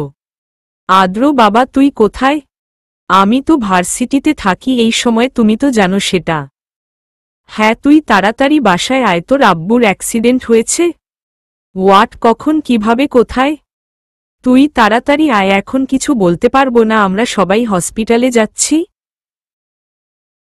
আচ্ছা, আমি এখন আসছি। কোনো হসপিটাল? আদ্রর আম্মু হসপিটালে ঠিকানা বলে ফোন কেটে দিল। একটু আগে অর্থাৎ একটা অপরিচিত নাম্বার থেকে ফোন এসেছিল, তারপরে জানতে পেরেছে অ্যাক্সিডেন্টের খবরটা। আদ্র চাচা, আদ্রর আম্মু, ছোট বোন, চাচাতো ভাই সবাই হসপিটালে যাওয়ার জন্য গাড়িতে উঠে বসল। আদ্রর মাকে তো কোনোভাবেই কান্না করা থেকে থামানো যাচ্ছে না। আদ্রর ফোন কানে থেকে নামিয়ে একবার পেছনে তাকিয়ে তারপর দরজা খুলছ বেরিয়ে যাই। ওর ফ্রেন্ডরা সবাই বাইরে দাঁড়িয়েছিল। আদ্রকে এভাবে হতদন্ত হয়ে বের হতে দেখে সবাই ছুটে আসে ওর কাছে। কি হয়েছে আদ্র, তুই এভাবে ছুটে কোথায় যাচ্ছিস? ওই মেয়েকে রুমে রেখে এসেছিস, আমরা কি বাইরে থেকে তালা দিয়ে দেব? না, দরকার নাই, ওকে চলে যেতে বল। হোয়াট, চলে যেতে বলবো কেন? তুই তো বলেছিলি এই মেয়েকে রুমে বন্দি করে রাখবি। হ্যাঁ বলেছিলাম, এখন বলছি যেতে দে, আমি এখন ব্যস্ত আছি, আমাকে এখনই বাসায় যেতে হবে, ওর যা ব্যবস্থাও পড়ার পরে করব। বল। আর এক মুহূর্ত না দাঁড়িয়ে বাইক নিয়ে চলে যায়। উদ্দেশ্য হসপিটাল যাওয়া। স্নেহা শটাটু হয়ে তাকিয়ে আছে আদ্রর যাওয়ার দিকে। কিছুই বুঝতে পারল না ও নাড়াচাড়া করার কথা ভুলে গেছে। হঠাৎ একটা ছেলে এসে ওকে চলে যেতে বলল। ওকে আর পায়ে কোনো রকম দৌড়ে বেরিয়ে এলো রুমে থেকে। কিছুই স্টুডেন্ট ছাড়া সবাই চলে গেছে। গেটের বাইরে আসতেই কেউ ওকে পিছন থেকে ডাকল। চমকে ভয় ভয় পেছনে তাকালো, আবার ক্যাডায় ডাকে আমারে। আল্লাহ, আজকে কি আমার বিপদ শেষ হবে না? পেছনে তাকিয়ে আবার ভয় পেয়ে যায়। এটা তো আদ্রর ফ্রেন্ড মনে হয়, তাদের সাথে তো দেখেছিলাম। নামটা জানা হয় নাই, 2-3 জনের নাম মুখে শুনেছি, এর নাম জানি না। আমি অসহায় মুখ করে তাকিয়ে আছে, আবার শাস্তি দেওয়ার জন্য ডেকে নিয়ে যাবে নাকি? জি বলু ন। তোমাকে একটা কথা বলতে এলাম, তোমার নামটা কি যেন? জি স্নেহা। আমাকে ভয় পাচ্ছ কেন? আমি তোমার ক্ষতি করার জন্য, তোমাকে সাহায্য করার জন্য এসেছি। আদ্র তোমার উপর অনেক রেগে আছে, আর রাগ করাটা স্বাভাবিক। তুমি ওর গায়ে হাত না তুললে ও তোমাকে শাস্তি দেওয়ার কথা বলেছে। ও প্রচণ্ড রেগে আছে তোমার উপরে। সারা ভার্সিটি সবার সামনে তুমি ওকে চড় মেরেছ। যেখানে সবাই ওকে ভয় পায় চোখ তুলে তাকাতে, সেখানে তো তুমি এই কাজটা করে বসেছে। এত সহজে তোমাকে ছেড়ে দেবে না। ওর রাগ খুব ভয়ঙ্কর, তোমার সাথে যে কি করবে আমি ভেবে পাচ্ছি না। তোমার সাথে খারাপ ব্যবহার করেছে জন্যই এই কাজটা করতে বাধ্য হয়েছ। কিন্তু আদ্রর রাগ খুব ভয়ঙ্কর, ও রাগে কি করে নিজেও বুঝতে পারে না। তাই ওর হাত থেকে যদি বাঁচতে চাও তাহলে তোমাকে একটা সাজেশন দিতে পারি। উনার কথাটা শুনে আমি চমকে তাকালাম ভালো করে। হ্যাঁ, ছেলেটা গায়ের রং উজ্জ্বল শ্যামলা, লম্বা, স্বাস্থ্য মিডিয়াম, দাড়ি মোচ নিচে নাই, একদম ক্লিন, মুখে হালকা হাসি, দেখতে ভালোই। ছেলেটাকে বিশ্বাস করতে মন চাইল। এত কিছু হওয়ার মাঝে তার মুখে আমি একটা খারাপ কথা শুনি নাই। সে সময় চুপচাপ দাঁড়িয়েছিল। আমাকে এত কথা বলছে কেন? আর ফ্রেন্ডের বিরুদ্ধে গিয়ে আমাকে সাহায্য করতে এসেছি বা কেন? আপনি আমাকে সাহায্য কেন করবেন? কোনো কারণ নেই, জাস্ট তোমার জন্য আমার খারাপ লাগছিল, এজন্যই আমি তোমাকে বলতে পারি তুমি এমনি এমনি আদ্রর হাত থেকে ছাড়া পাবে না। আর অনেক জোর আছে ভার্সিটিতে। যে জোরই থাক, আমি কালকে ওনার নামে প্রিন্সিপালের কাছে কমপ্লেন করব। এই কাজটা ভুলে ও করতে যেও না। তারা তোমার কোনো কথাই বিশ্বাস করবে না, আর করলেও তারা আদ্র কিছুই করতে পারবে না। ও তোমাকে যা বলতে এসেছিলাম এইসব করার কথা বাদ দিয়ে আদ্রর কাছে সরি বলে দিও। এতে হয়তো বা ওর রাগটা কমতে পারে। সরি কেন বলবো? উনি ভুল করেছেন, উনি আমাদের সাথে বাজে ব্যবহার করেছেন। সেটা তোমার ইচ্ছা, তুমি যদি সরি বলো হয়তোবা ব্যাপারটা সলভ হতে পারে। আর যদি না বল তাহলে তোমার সামনে অনেক বিপদ আছে। আদ্রকে আমি চিনি, ও এত সহজে তোমাকে ছেড়ে দেবে না। আজকে একটা কারণেও চলে গিয়েছে, হয়তোবা তোমাকে বাঁচার একটা সুযোগ করে দিয়েছে। ছেলেটা চলে গেল। হ্যাঁ, চড়টা দেওয়া ঠিক হয় নাই, কিন্তু সে তো আমাদের সাথে খুব বাজে ব্যবহার করেছে। কেন সরি বলবো? প্রিন্সিপালকে জানে কথা তোমার মনেই ছিল না। এতটাই ভয় পেয়ে গিয়েছিলাম যে এসব কথা বলেই গিয়েছিলাম। কালকেই প্রিন্সিপালের কাছে নালিশ করব। আজকে আর একা যাব না, অন্তরাকে নিয়ে যাব কালকে। বাসায় এসে হালকা ফ্রেশ হয়ে আসে, হাত ব্যথা করছে, হাতে নীলা পড়ে গেছে, 1 সপ্তাহ মতো এই নীলা থাকবে। ওইভাবে বাবার রুমে যায় স্নেহা, বাবা ঘুমিয়ে আছে। 2টো উপরে বেজে গেছে, রান্নাঘরে এসে সকালের ভাত গরম করে তার পায়ে বাবার রুমে এসে বাবাকে খাইয়ে দেয় ডেকে উঠিয়ে। খাওয়ার সময় বাবা আজকে সারাদিন কেমন কাটলো নানা কথা জিজ্ঞেস করে আমাকে। আমি একটা দীর্ঘশ্বাস ফেলে ভালোই বলে প্লেট নিয়ে বাইরে চলে আসে। বাবা যদি জানতো আজকে ভার্সিটিতে কি সব ঘটেছে, এসব বাবাকে জানতে দেওয়া যাবে না। নিজেও হালকা কিছু খেয়ে নিলাম। ব্যাগ থেকে ফোনটা বের করতে দেখি অনেকগুলো মিস কল, আননোন নাম্বার, সাথে সাথে আবার ফোন আসে। রিসিভ করতেই ওপাশ থেকে অন্তরের কণ্ঠে আসে, হ্যালো স্নেহা, তুমি ঠিক আছো? আমি তোমাকে কখন থেকে কল করছি, রিসিভ করছো না কেন? কত চিন্তিত জানো, তোমাকে নিয়ে গেল, তোমার কোনো ক্ষতি করেনি তো? তুমি ঠিক আছো? হ্যাঁ ঠিক আছি। অন্তরাকে সবকিছু খুলে বলে স্নেহা। অন্তরা বলে কালকে ভার্সিটিতে আগেই যেতে। স্নেহা হ্যাঁ বলে ফোন রেখে দেয়। এদিকে আদ্র হসপিটাল এসে দেখে বাসার সবাই চিন্তিত হয়ে বসে আছে। ও সবার কাছে যেতে ডাক্তার বেরিয়ে আসে। ডাক্তারকে দেখে আর কারো সাথে কথা না বলে ডাক্তারের কাছে ছুটে যায়। ডাক্তার, আমার আব্বু ঠিক আছে তো?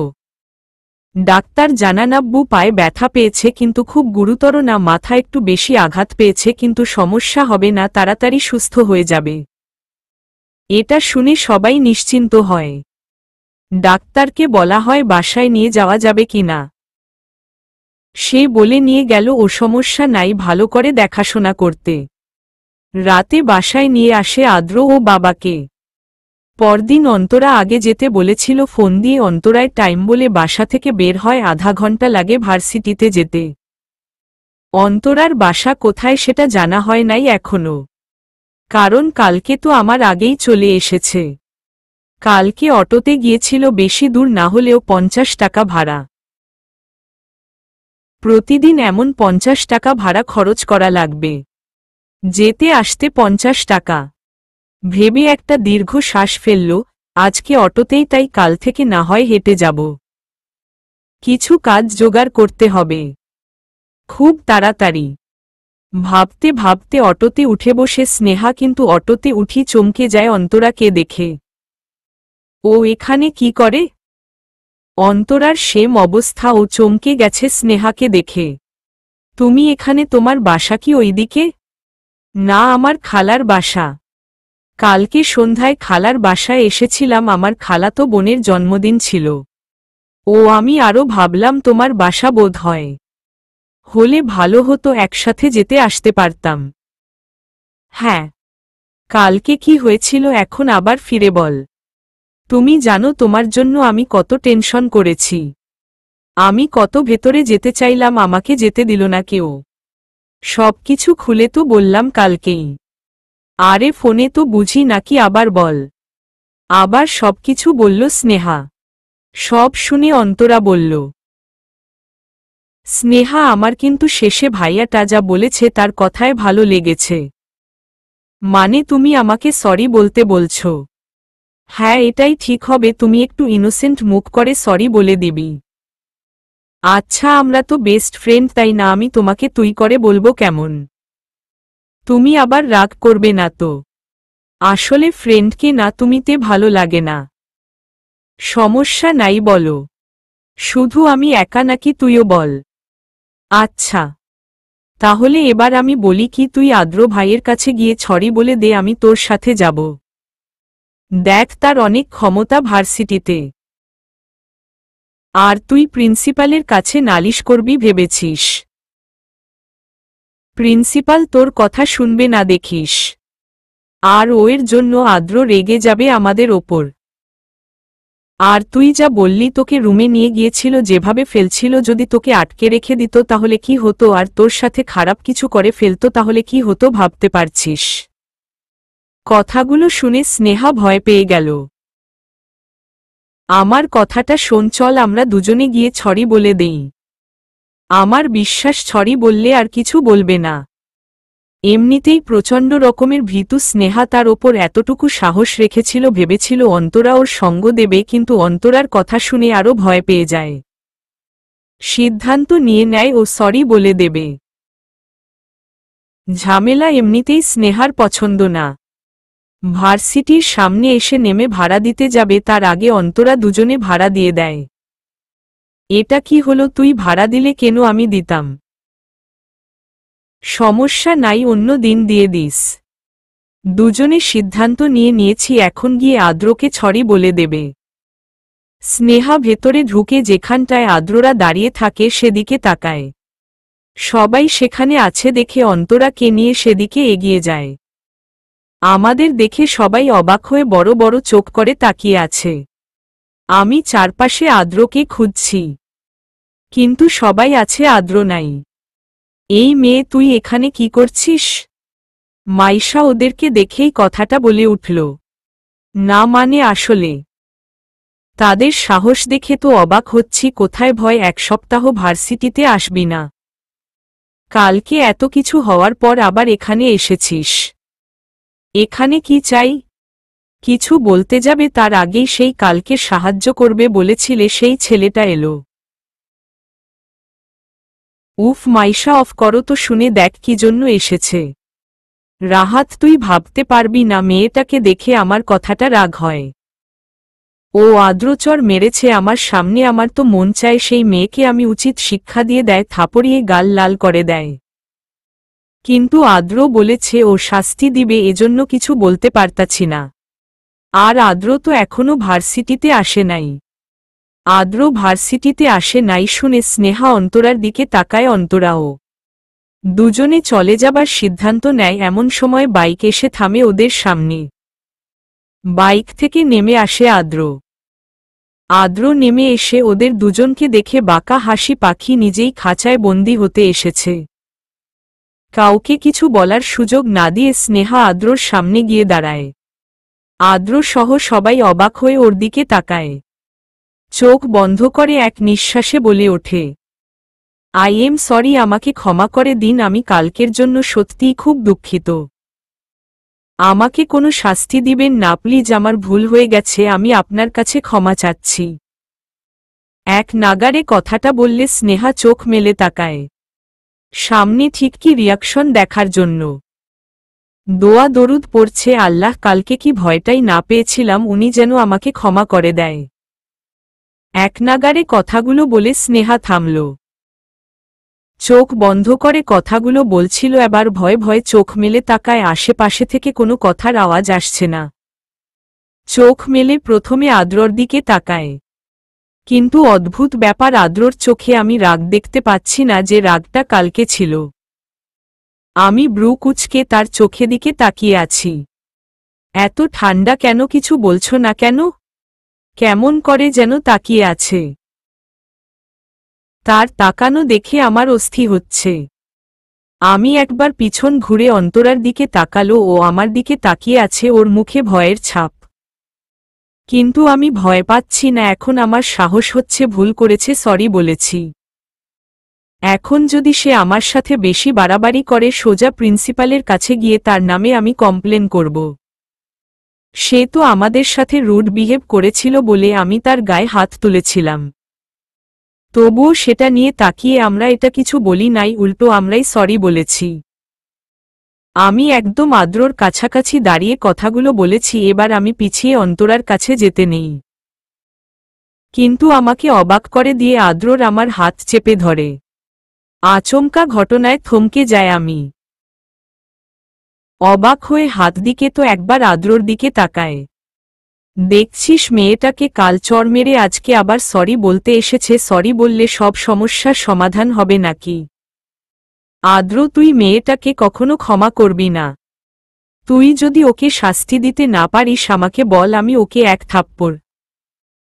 আদ্র হাত উঠিয়ে ওকে ইশারায় থামতে বলে, মাইশা বেবি স্টপ। আমি আছি, নাও আমার গায়ে হাত তুলেছে সেই হিসেব আমি তুলব। দেখুন আপনি আমার হাত ছাড়ুন। ওকে ছাড়লাম, এখানে দাঁড়াও। তুমি আমার কাছে ক্ষমা চাইছো, তার মানে তুমি বুঝতে পেরেছ তুমি কাজটা ঠিক করো নাই। কথাগুলো বলে আদ্র স্নেহার হাত ছেড়ে দেয়। ভুল করেছে শুনে স্নেহা আবার একটু চেতে ওঠে। ভুল কোথায় করল? ছেলেটা ওদের অসভ্যতামি করেছে, এর জন্যই তো হাত তুলেছে। নিজের দোষটা তো দেখতেই পাচ্ছি না। কিছু বলতে যাবে হঠাৎ অন্তরা এসে ওর হাত চেপে ধরে। ও অন্তরার দিকে তাকাতেই বুঝতে পারে, ঠান্ডা হয়ে ক্ষমা চেয়ে মিটমাট করে নিতে বলছে। এদের সাথে আমরা পারবো না, উল্টা ঝামেলা হবে। তার থেকে নিজেরাই সরি বলে কেটে পড়া ভালো। সেহার কিছু কথা শোনাতে ইচ্ছে হলেও নিজের কথা নিজের মধ্যে রেখে দিল। এখানে লেখাপড়া করতে এসেছে, এদের সাথে ঝামেলা করে নিজের বিপদ ডেকে আনতে চায় না। আর এই শহরে একেবারেই নতুন স্নেহা, আপন পরিচিত বলতে কেউ নাই। এক বাবা নিজের কোনো বিপদ হলে বাবা তাকে সাহায্য করতে পারবেও না, সে নিজেই নিজের দেখভাল করতে পারে না। গল্পে রিয়েল লেখিকা তানজিনা আক্তার মিষ্টি। আর ভার্সিটিতে এদের যে অনেক ক্ষমতা তা ভালোই বুঝতে পেরেছে স্নেহা। কাল ক্লাসের কেউর সাথে বসে নাই, কথা বলে না স্টুডেন্ট, সব এই ঝামেলার জন্য। কাল যেভাবে আদ্র ক্লাসরুমে নিয়ে গিয়েছিল প্রচণ্ড ভয় পেয়েছিল। আর কোনো ক্ষতি করলেও আদ্রর থেকে নিজেকে রক্ষা করতে পারত না। সেসব ভেবে আরেকটু ভয় পেয়ে যায়, তাই নিজেকে সংযত করে। আদ্র আবার জিজ্ঞেস করে, তোমাকে কিছু জিজ্ঞেস করেছি? স্নেহা মাথা উঁচু করে একবার আদ্রর দিকে তাকিয়ে বলে উঠে, হ্যাঁ। ওকে, তোমার সরি অ্যাকসেপ্ট হতে পারে, কিন্তু তার জন্য একটা শর্ত আছে। কথা শুনেই অন্তরা বলে ওঠে, আবার কি শর্ত আছে? যদি সেই শর্তটা মানতে রাজি হও তবে তোমাকে ক্ষমা করব। স্নেহা শর্তের কথা শুনে ভয় জমে গেছে। মাথায় দেওয়া ওড়নাটা আরেকবার মাথায় ভালো করে টেনে উনার কোনো আঙ্গুলে পেঁচাতে থাকে। আমার কি শর্ত দিবে? কি হলো, তুমি কি আমার শর্ত শুনতে রাজি আছো? কি শর্ত? কাপা কাপা গলায় স্নেহা কথাটা বলে। তুমি সিগারেটের জন্য আমাকে থাপ্পড় মেরেছিল। সারা ভার্সিটির সবার সামনে, যেখানে কেউ আমার দিকে তাকানোর সাহস করেনি, সেখানে তুমি আমার গায়ে হাত তুলেছে। এতে আমার রেপুটেশন খারাপ হয়েছে। সেই জন্য তোমাকে তো আর এমনি এমনি ছেড়ে দেওয়া যায় না। তবু আমি তোমার সরি অ্যাকসেপ্ট করতে পারি যদি তুমি যে কারণে আমার গায়ে হাত তুলেছিল সেই কাজটা এখন করো। কথাটা শুনে স্নেহা বড় বড় চোখ করে আদ্রর দিকে তাকায়। মানে খুব সহজ, তোমাকে সেদিনের অসম্পূর্ণ কাজটা শেষ করতে হবে। তাহলে আমি তোমাকে ক্ষমা করে দেব। কেউ কিছু বলবো না তোমাকে। স্নেহা কল্পনাও করেনি এমন একটা কথা বলবে আদ্র। আদ্রকে যতটা খারাপ ভেবেছিল তার থেকেও জঘন্য এই ছেলেটা। তার চোখে মুখে দুষ্টুমি সাপ আর সহ্য করতে পারল না। দেখুন, আপনি আবার অসভ্যতামি করছেন, আমাদের হেরাস করছেন। আপনাকে আমার সরি বলাটাই উচিত হয় নাই। আমি এখানে সব মিটমাট করতে চাইছিলাম, কিন্তু আপনি মিটমাট করতে চাইছেন না। আমি আর আপনার কোনো শর্ত মানতে পারবেন, আপনার সরি একসেপ্ট করা লাগবে না। আমি এখনই নিজে প্রিন্সিপালের কাছে আপনার নামে নালিশ করব বলে অন্তরার দিকে তাকায় স্নেহা। কি হলো, এখন এইভাবে দাঁড়িয়ে আছিস কেন? তোর কথা শুনে তো কিছু বললাম, দেখলি কতটা খারাপ এরা। এদের যত মাথায় তুলব ততই রা মাথায় চড়ে বসবে। চল আমার সাথে, এখনই আমরা অফিস রুমে যাব।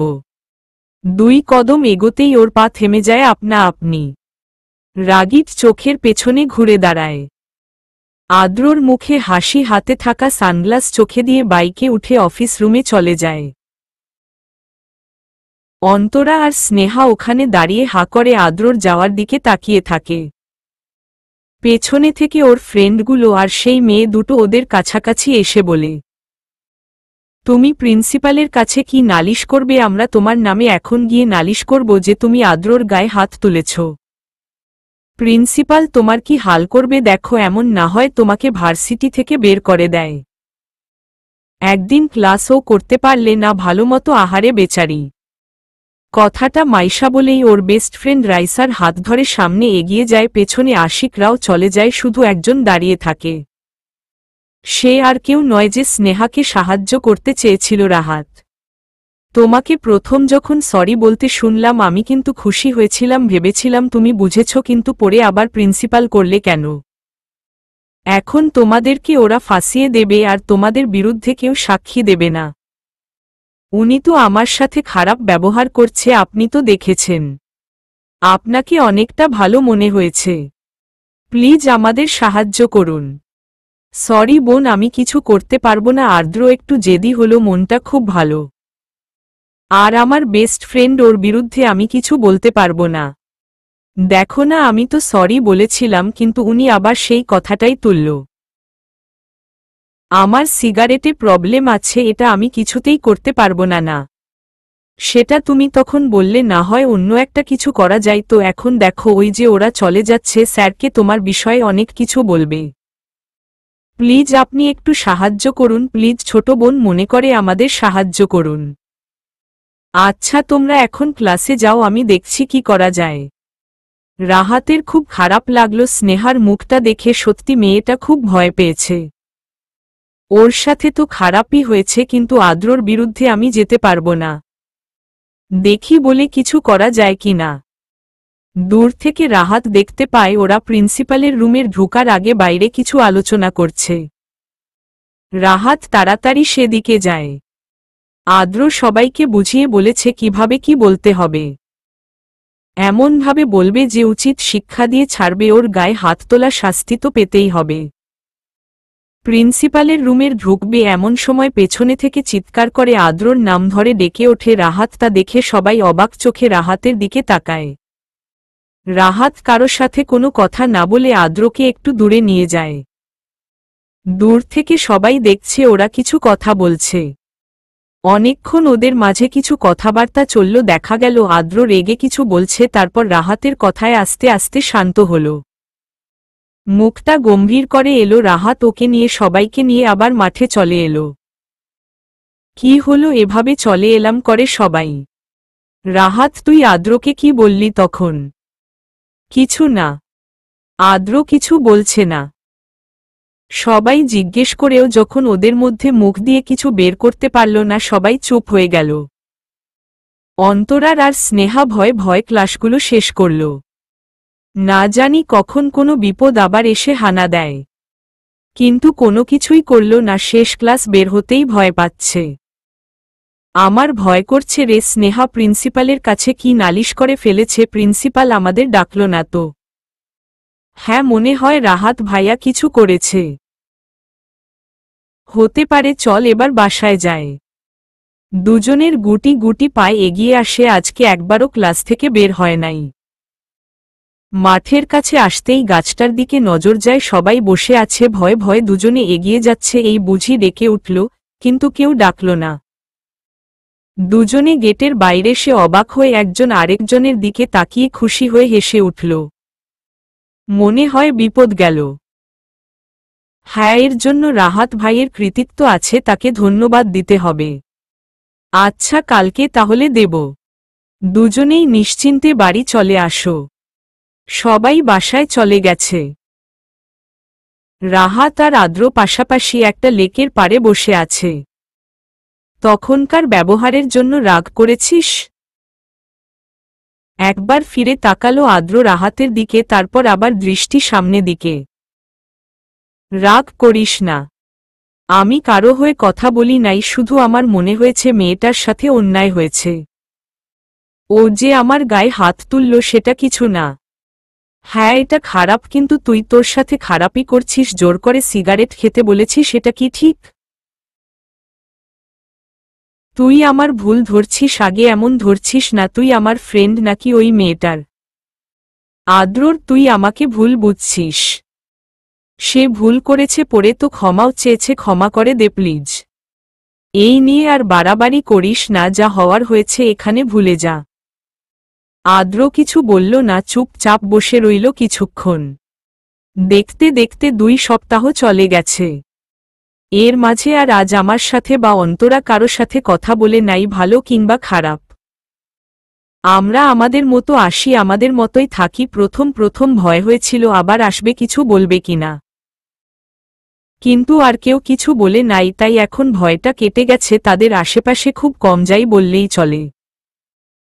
সেই ক্লাসের ঢুকি আর বের হয় না। অন্তরা বের হয়, আমি ক্লাসে বসে থাকি, ভালো লাগে না কিছু, বসে বসে বইয়ের দিকে তাকিয়ে থাকি।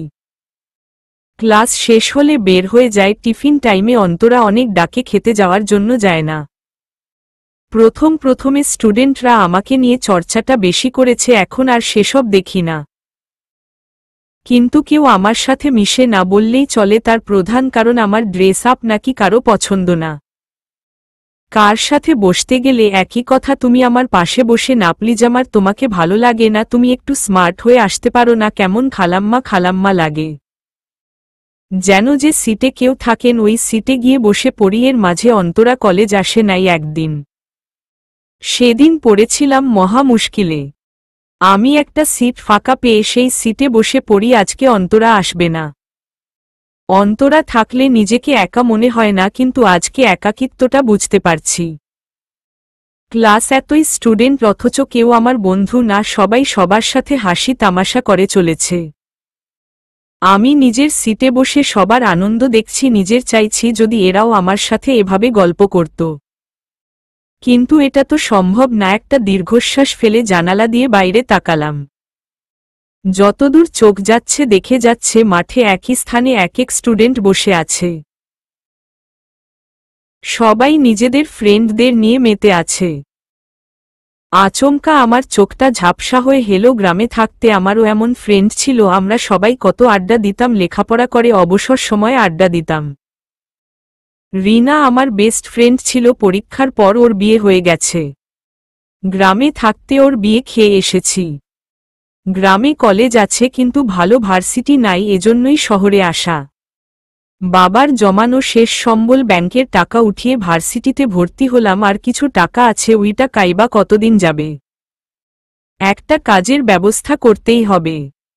আমি যে বাসায় থাকি সেটা নিচতলা, 5তলা বিল্ডিং। আমি নিচতলার 2টো রুম নিয়েছি।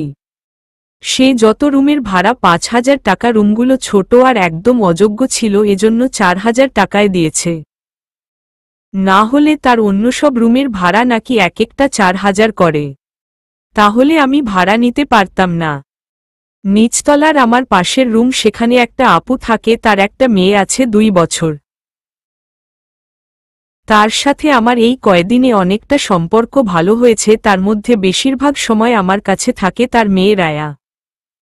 সেই ভাবির নাম রুনা। রুনা আপুকে আমি আমার সমস্যার কথা সব বলেছি। আপু বলেছে আমাকে একটা টিউশনি খুঁজে দেবে। আজকে গিয়ে সে কথাটা আবার জিজ্ঞেস করতে হবে পেয়েছে কিনা। এক মনে বাইরে তাকিয়ে কথাগুলো ভেবে যাচ্ছি। কখন যে স্যার এসেছে টের পায় নাই। হঠাৎ স্যারের ডাককে চমকে দাঁড়ায়। স্যার আমার দিকে রাগী দৃষ্টিতে তাকিয়ে আছে। একটা শুকনো ঢোক গিলে স্যারের দিকে তাকায়। এই যে মেয়ে, কি যেন নাম তোমার? জি স্যার, স্নেহা। ভয় টেনে টেনে কথাটা বলি। আমি যে ক্লাসে এসেছি সেটা তুমি খেয়াল করেছ? বাইরে থেকে কি করছিলে? স্যার আসলে। স্টপ ইট বেয়াদব মেয়ে। বাইরে তাকিয়ে ক্লাসে অমনোযোগী ছিলে, আবার এখন মুখে মুখে কথা বলছ। যাও, বের হো ক্লাস থেকে।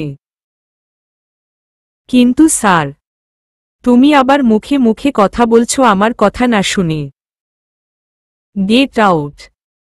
স্যারের চিৎকার শুনে 1 মিনিটও না দাঁড়িয়ে স্নেহা ক্লাস থেকে বেরিয়ে যায়। চোখ দিয়ে পানি পড়ছে, চিৎকার করে কাঁদতে মন চাইছে। এভাবে স্যার বের না করলেও পারত। এমনিতে স্যার আমাকে দেখতে পারে না, প্রতি ক্লাসেই কিছু না কিছু বলে, কিন্তু অন্তরাকে সামলে নেয়। আজ অন্তরা নাই, আজকে আমাকে এভাবে বের করে দিল।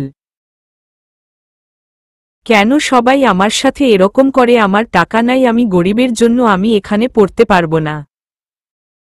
কেউ তো আমার সাথে এমনিতেই মেশে না, তবুও আমি নিজের কষ্টকে ধামাচাপা দিয়ে সবার সাথে মিশে থাকার চেষ্টা করি, তবুও সবার আমাকে এভাবে কষ্ট কেন দেও? দৌড়ে সিঁড়ি দিয়ে নামছি, নিজেকে আর স্বাভাবিক রাখতে পারছি না। এলোমেলোভাবে নামছিলাম, হঠাৎই কারো সাথে ধাক্কা লেগে পড়ে যেতে চাইছিলাম। এমনিতে আমি এলোমেলোভাবে হাঁটছিলাম, এখন নিজের কন্ট্রোল হারিয়ে পড়ে যেতে নেয়। আমি চিৎকার করে উঠি, এখান থেকে একদম গড়িয়ে নিচে পড়লে প্রচণ্ড ব্যথা পাব। ভাবতে গা শিউরে উঠছে, ভয় বন্ধ করে ফেলি। অনেকক্ষণ হয়ে গেল কিন্তু আমি নিচে পড়ছি না। মনে আছে কেউ আমার কোমর শক্ত করে ধরে আমাকে পড়ার হাত থেকে বাঁচিয়েছে। একটা স্বস্তির নিঃশ্বাস ফেলে আস্তে আস্তে চোখ মেলে তাকায়। চোখ মেলে তাকিয়ে আমি আরো ভয় পেয়ে যাই। মনে হচ্ছে পড়ে গেলে মনে হয় ভালো হতো। প্রায় 2 সপ্তাহ পর আবার সেই মুখ দেখতে পাচ্ছি। এতদিন দূর থেকে দেখেছি, আজকে আবার কাছে। আমি বড় বড় চোখ করে আদ্রর দিকে তাকিয়ে আছি। অনেকক্ষণ হয়ে গেল, আমাকে ছাড়ছে না, সেইভাবে ধরে কেমন করে যেন তাকিয়ে আছে। আমিও তার চোখের দিকে কিছুক্ষণ তাকিয়ে বোঝার চেষ্টা করছি এমন করে তাকিয়ে আছে কেন। আদ্রর নিঃশ্বাস আমার মুখে বাড়ি খাচ্ছে। শক্ত করে আমার কোমর জড়িয়ে নিজের সাথে আটকে রেখেছে। অদ্ভুত শিহরণ বয়ে যাচ্ছে আমার শরীরে। ফার্স্ট টাইম কোনো ছেলে আমাকে এভাবে নিজের সাথে জড়িয়ে রেখেছে। আদ্রর নড়াচড়া না দেখে আমি নিজে একটু নড়ে উঠলাম। সাথে সাথে আদ্র আমাকে ধরে রাখা নিজের হাত আলগা করে ফেলে।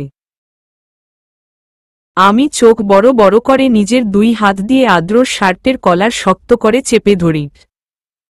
এভাবে ছেড়ে দিলে তো আমি পড়ে যাব, আমাকে সোজা করে দাঁড় করান, এভাবে ছাড়বেন না প্লিজ। অসহায় মুখ করে কথাটা বললাম। তোমাকে আমি সাহায্য করব, ইম্পসিবল। প্লিজ প্লিজ এভাবে ছাড়বেন না, আমি ব্যথা পাবো। দেখুন কতগুলি সিঁড়ি আছে, এখন আমি একদম পড়ে যাব। So I don't care. আপনি আমাকে এর জন্য যা করতে বলবেন আমি তাই করব, তবুও আমাকে এভাবে ফেলে দিবেন না প্লিজ। আমার কথাটা শুনে আদ্র কিছুক্ষণ চুপ করে, কিছু একটা ভাবে। ঠিক বলছো তো? হ্যাঁ। আমার ওই সময় আর তেমন কিছুই মনে পড়েনি। নিজেকে রক্ষা করতে আমি হিতাহিত জ্ঞানশূন্য হয়ে পড়েছিলাম। একটা হাসি দিয়ে আমাকে টেনে ঠিক করে দাঁড় করাই। আমি দাঁড়িয়ে একটা স্বস্তির নিঃশ্বাস ফেলি। মাথায় থেকে ওড়না পড়ে গেছে, তাড়াতাড়ি ওড়না টেনে মাথা থেকে নেয়। 2 সিঁড়ি নিচে পড়ে আছে ব্যাগ। আমি নিচে নেমে ব্যাগটা কাঁধে নিয়ে নিচে নামতে লাগলাম। কি মনে করেছেন? আবার পেছনে ফিরে দেখি আদ্র আমার দিকে তাকিয়ে আছে। আমি একটা মিষ্টি হাসি দিয়ে ধন্যবাদ দিলাম। তারপর নিচে নামতে লাগলাম। পেছনে থেকে আবার আদ্রর ডাকে থেমে গেলাম। জি বলেন। তোমার ভয় করছে না? কেন? আমার কথা এত তাড়াতাড়ি রাজি হয়ে গেলে? এখন আমি তোমায় কি দিয়ে কি করাতে পারি সেটা ভেবে। কথাটা শুনে স্নেহার চোখ দুটো বড় বড় হয়ে যায় ভয়ে আতঙ্কে। তখন কোথায় কি স্বীকার করে ফেলেছে, কি বলে ফেলেছে এখন মাথায় আসছে। সেটা মাথায় আসতে স্নেহা থমকে দাঁড়ায়। আদ্রর এক ধ্যানে স্নেহার দিকে তাকিয়ে আছে। স্নেহার ভয় পাওয়া মুখ দেখে ওর খুব হাসি পাচ্ছে। নিজের হাসি কন্ট্রোল করে বলল, কি ব্যাপার, কাঁদছিলে কেন? আর এখন না তোমার ক্লাস টাইম, ক্লাস না করে বাইরে কোথায় যাচ্ছিলে? আদ্রর স্নেহার চোখে পানি দেখতে পেয়েছে ধরে। তাই কৌতূহল দমিয়ে রাখতে না পেরে জিজ্ঞেস করে ফেলল, 2 দিন তোমার ফার্স্ট ইয়ারের নবীন বরণ অনুষ্ঠান হবে। আর যত অনুষ্ঠানে, সেসব অনুষ্ঠানের দায়িত্ব এসে পড়ে আদ্রর অপর সেই অনুষ্ঠানের কথা জানানোর জন্যই ওপরে যাচ্ছিল। তখনই হঠাৎ স্নেহাকে এলোমেলোভাবে দৌড়ে নামতে দেখে। স্নেহা কি বলবে ভেবে পাচ্ছে না। ওকে যে ক্লাস থেকে বের করে দিয়েছে সেটা বলতো লজ্জা পাচ্ছে। চুপ করে দাঁড়িয়ে আছে। কি হলো, কথা বলছো না কেন? স্নেহা আমতা আমতা করে কিছু বলতে যাবে, তখনই আদ্রর ফ্রেন্ড রাহাত আসে। রাহাত এসে দেখে স্নেহা মাথা নিচু করে দাঁড়িয়ে আছে। আর আদ্র ওকে কি যেন বলছে। এখানে কি হচ্ছে? আদ্রর, তুই না ক্লাসে যাচ্ছিলি ফার্স্ট ইয়ারের, এখানে কি করছিস? কিছু না বলেই আদ্র একবার স্নেহা দিকে তাকিয়ে দ্রুত পায়ে উপরে চলে যায়। রাহাত স্নেহার দিকে তাকিয়ে জিজ্ঞেস করবে, তার আগে স্নেহা সেখান থেকে চলে যায়। দুজনের যাওয়া দিকে তাকিয়ে হা হয়ে দাঁড়িয়ে থাকে কিছুক্ষণ, তারপরও ও উপরে যায়। আদ্রর দোতলায় গিয়ে কর্নারের রুমের দিকে যেতে লাগে। হঠাৎ ওর চোখ পড়ে নিচে, দেখে স্নেহা বাম দিকে যাচ্ছে। ক্লাস বাদ দিয়ে ওইদিকে কেন যাচ্ছে ওর মাথায় ঢুকছে না। ফাঁকিবাজ একটা। ওইদিকে লেকের পার ভেবে ফার্স্ট ইয়ারের ক্লাসে ঢুকে ক্লাসে গিয়ে হঠাৎই স্যারকে জিজ্ঞেস করে, সারাটা আপনার ক্লাসে স্টুডেন্ট যে বাইরে ঘোরাফেরা করছে সেগুলো আপনি দেখেন না? কার কথা বলছো তুমি আদ্র? আছে হয়তো, আপনি ক্লাসে থাকাকালীন বেরিয়ে গেছে। ও বুঝতে পারছি। আর বলো না, মেয়েটাকে দেখলে আমার রাগ উঠে, তাই আমি আজকে ইচ্ছে করে বের দিয়েছি। আমি ক্লাসে আছি আর ওই মেয়েকে না বাইরে মনোযোগ দিয়ে রেখেছিল, এজন্য আপনি তাকে বের করে দিয়েছেন? হ্যাঁ, কিছুটা খুশি হয়ে। ভালো করেছি না? স্নেহা মাঠ দিয়ে বাম পাশে ওইদিকে হাঁটতে হাঁটতে যাচ্ছিল। এদিকে কেউ ছিল না, তাই কেউ ওকে পছন্দ করে না, এজন্য কারো পাশেও যায় না। এদিকে আসতে একটা পুকুর চোখে পড়ে। হ্যাঁ, আরেকবার আসছিলাম অন্তরার সাথে। আজকে এই পাশে কেউ নাই, ঠান্ডা বাতাস বইছে। আমি লেকের পাশে গিয়ে ঘাসের উপর বসে পড়লাম। অন্তরায় একদিন আসে নাই, আর আজকে আমার সবচেয়ে খারাপ যাচ্ছে দিনটা। অনেকক্ষণ বসে রইলাম, হঠাৎ চমকে পেছনে তাকালাম। তাকিয়ে দেখি আদ্র একটা গাছে হেলান দিয়ে আমার দিকে তাকিয়ে আছে। আমি তাকাতে চোখ সরিয়ে পকেটে থেকে একটা সিগারেট বের করে আগুন লাগলো, তারপর সেটা ফু দিতে দিতে আমার পাশে এসে বসল। আমি অবাক হয়ে তার দিকে তাকিয়ে আছি। আপনি এখানে? সে বসে সামনে তাকিয়েছিল, সিগারেটে ফু দিয়ে সিগারেটের ধোঁয়া নিয়ে আমার কথা বলার মাঝে সমস্ত ধোঁয়া আমার দিকে দিল। আমি মুখ ধরার আগে সমস্ত ধোঁয়া আমার নাক মুখ দিয়ে ঢুকে গেছে মনে হয়। কাশতে কাশতে আমার অবস্থা খারাপ। অন্যদিকে ঘুরে আমি খেলেই যাচ্ছি, ধূমবন্ধ হয়ে আসছে আমার। অনেক কষ্টে মুহূর্তে বললাম, একটু পানি দিন প্লিজ, আমার দম বন্ধ হয়ে আসছে। কথাটা বলে স্নেহা পেছনে ফিরে তাকালো। কোনো আওয়াজ আসছে না দেখে পাশে তাকিয়ে দেখে আদ্র নাই। কাশতে কাশতে ওর চোখ দিয়ে পানি গড়িয়ে পড়ছে, গলা ব্যথা করছে। মুখে হাত দিয়ে পেছনে তাকিয়ে দেখে আদ্র চলে যাচ্ছে। ও সেদিকে এক পলক তাকিয়ে উঠে দাঁড়ায়। কষ্টে বুকটা ফেটে যাচ্ছে। আদ্র এমন একটা কাণ্ড করবে ও কল্পনাতে ভাবে নাই। আদ্রর যাওয়ার দিকে তাকিয়ে থাকে কিছু সময়, হঠাৎ ওর হাত থেকে ব্যাগটা নিচে পড়ে যায়। একেতে কাশি থামছে না, তার ওপর আরেক যন্ত্রণা।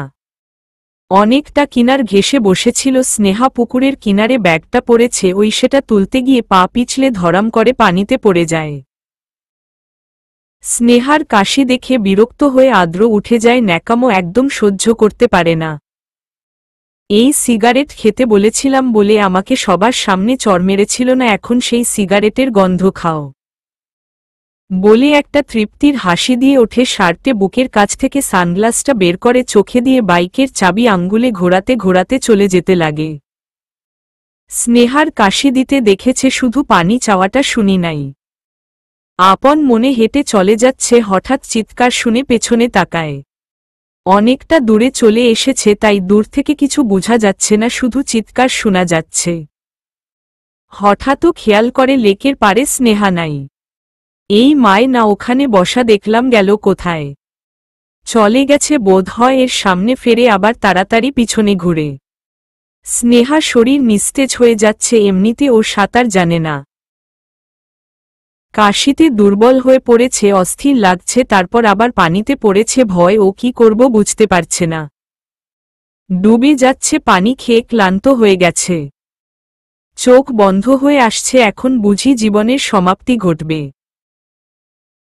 হঠাৎ বাবার মুখটা ভেসে উঠল। আমার কিছু হলে বাবার কি হবে, কে তাকে দেখে রাখবে ভাবতে চোখ দুটো ঝাপসা হয়ে এলো। আস্তে আস্তে চোখ দুটো বন্ধ হয়ে এলো। হঠাৎ মনে হলো কি আমাকে জড়িয়ে ধরেছে। আমি উপরে উঠছি মনে হয়। চোখ খুলতে পারছি না, চোখ খুলে মানুষটাকে দেখতে চাইছি। মনে হচ্ছে কেউ আমার গালে হাত দিয়ে আমাকে ডাকছে, আমার নাম ধরে। শত চেষ্টা করেও চোখ খুলতে পারলাম না। তারপর আর কিছু মনে নেই, যখন চোখ খুললাম দেখলাম আমি একটা অচেনা পরিবেশে আছি। চোখ খুলে হাত নাড়াতে গিয়ে হাত নাড়াতে পারলাম না। হাতে কিছু একটা টান পড়ল, সেদিকে তাকিয়ে দেখি আমার হাতে স্যালাইন দেওয়া। হঠাৎ চিৎকার করে ডাক্তার ডাক্তার বলে ডাক দিল। দেখে দেখে এই মুহূর্তে বুঝতে পারলাম এই নার্স হসপিটালের বেডে শুয়ে আছি। এখন বুঝতে পারলাম। নার্স ডক্টরকে চিৎকার করে বলছে, ডক্টর, পেশেন্টের জ্ঞান ফিরেছে। তারপর আমার পাশে এসে একটা হাসি দিয়ে জিজ্ঞেস করল, এখন কেমন লাগছে? আমি ভালো বলে জিজ্ঞেস করলাম, আমি এখানে কি করে এলাম? আমি তো ভার্সিটিতে ছিলাম। আপনাকে একটা আমার কথার মাঝে ডক্টর রুমে ঢুকল। উনি আর উত্তর দিতে পারল না, সরে দাঁড়াল। ডাক্তার এসে ও একই কথা জিজ্ঞেস করল, এখন কেমন লাগছে? ভালো লাগছে বলাতেই উনি আমার হাত থেকে স্যালাইনটা খুলে নিল। তারপর দুজনে বেরিয়ে গেল। কিছুক্ষণ পর দরজা হলে খুলে রাহাত ভাইয়া রুমে ঢুকল।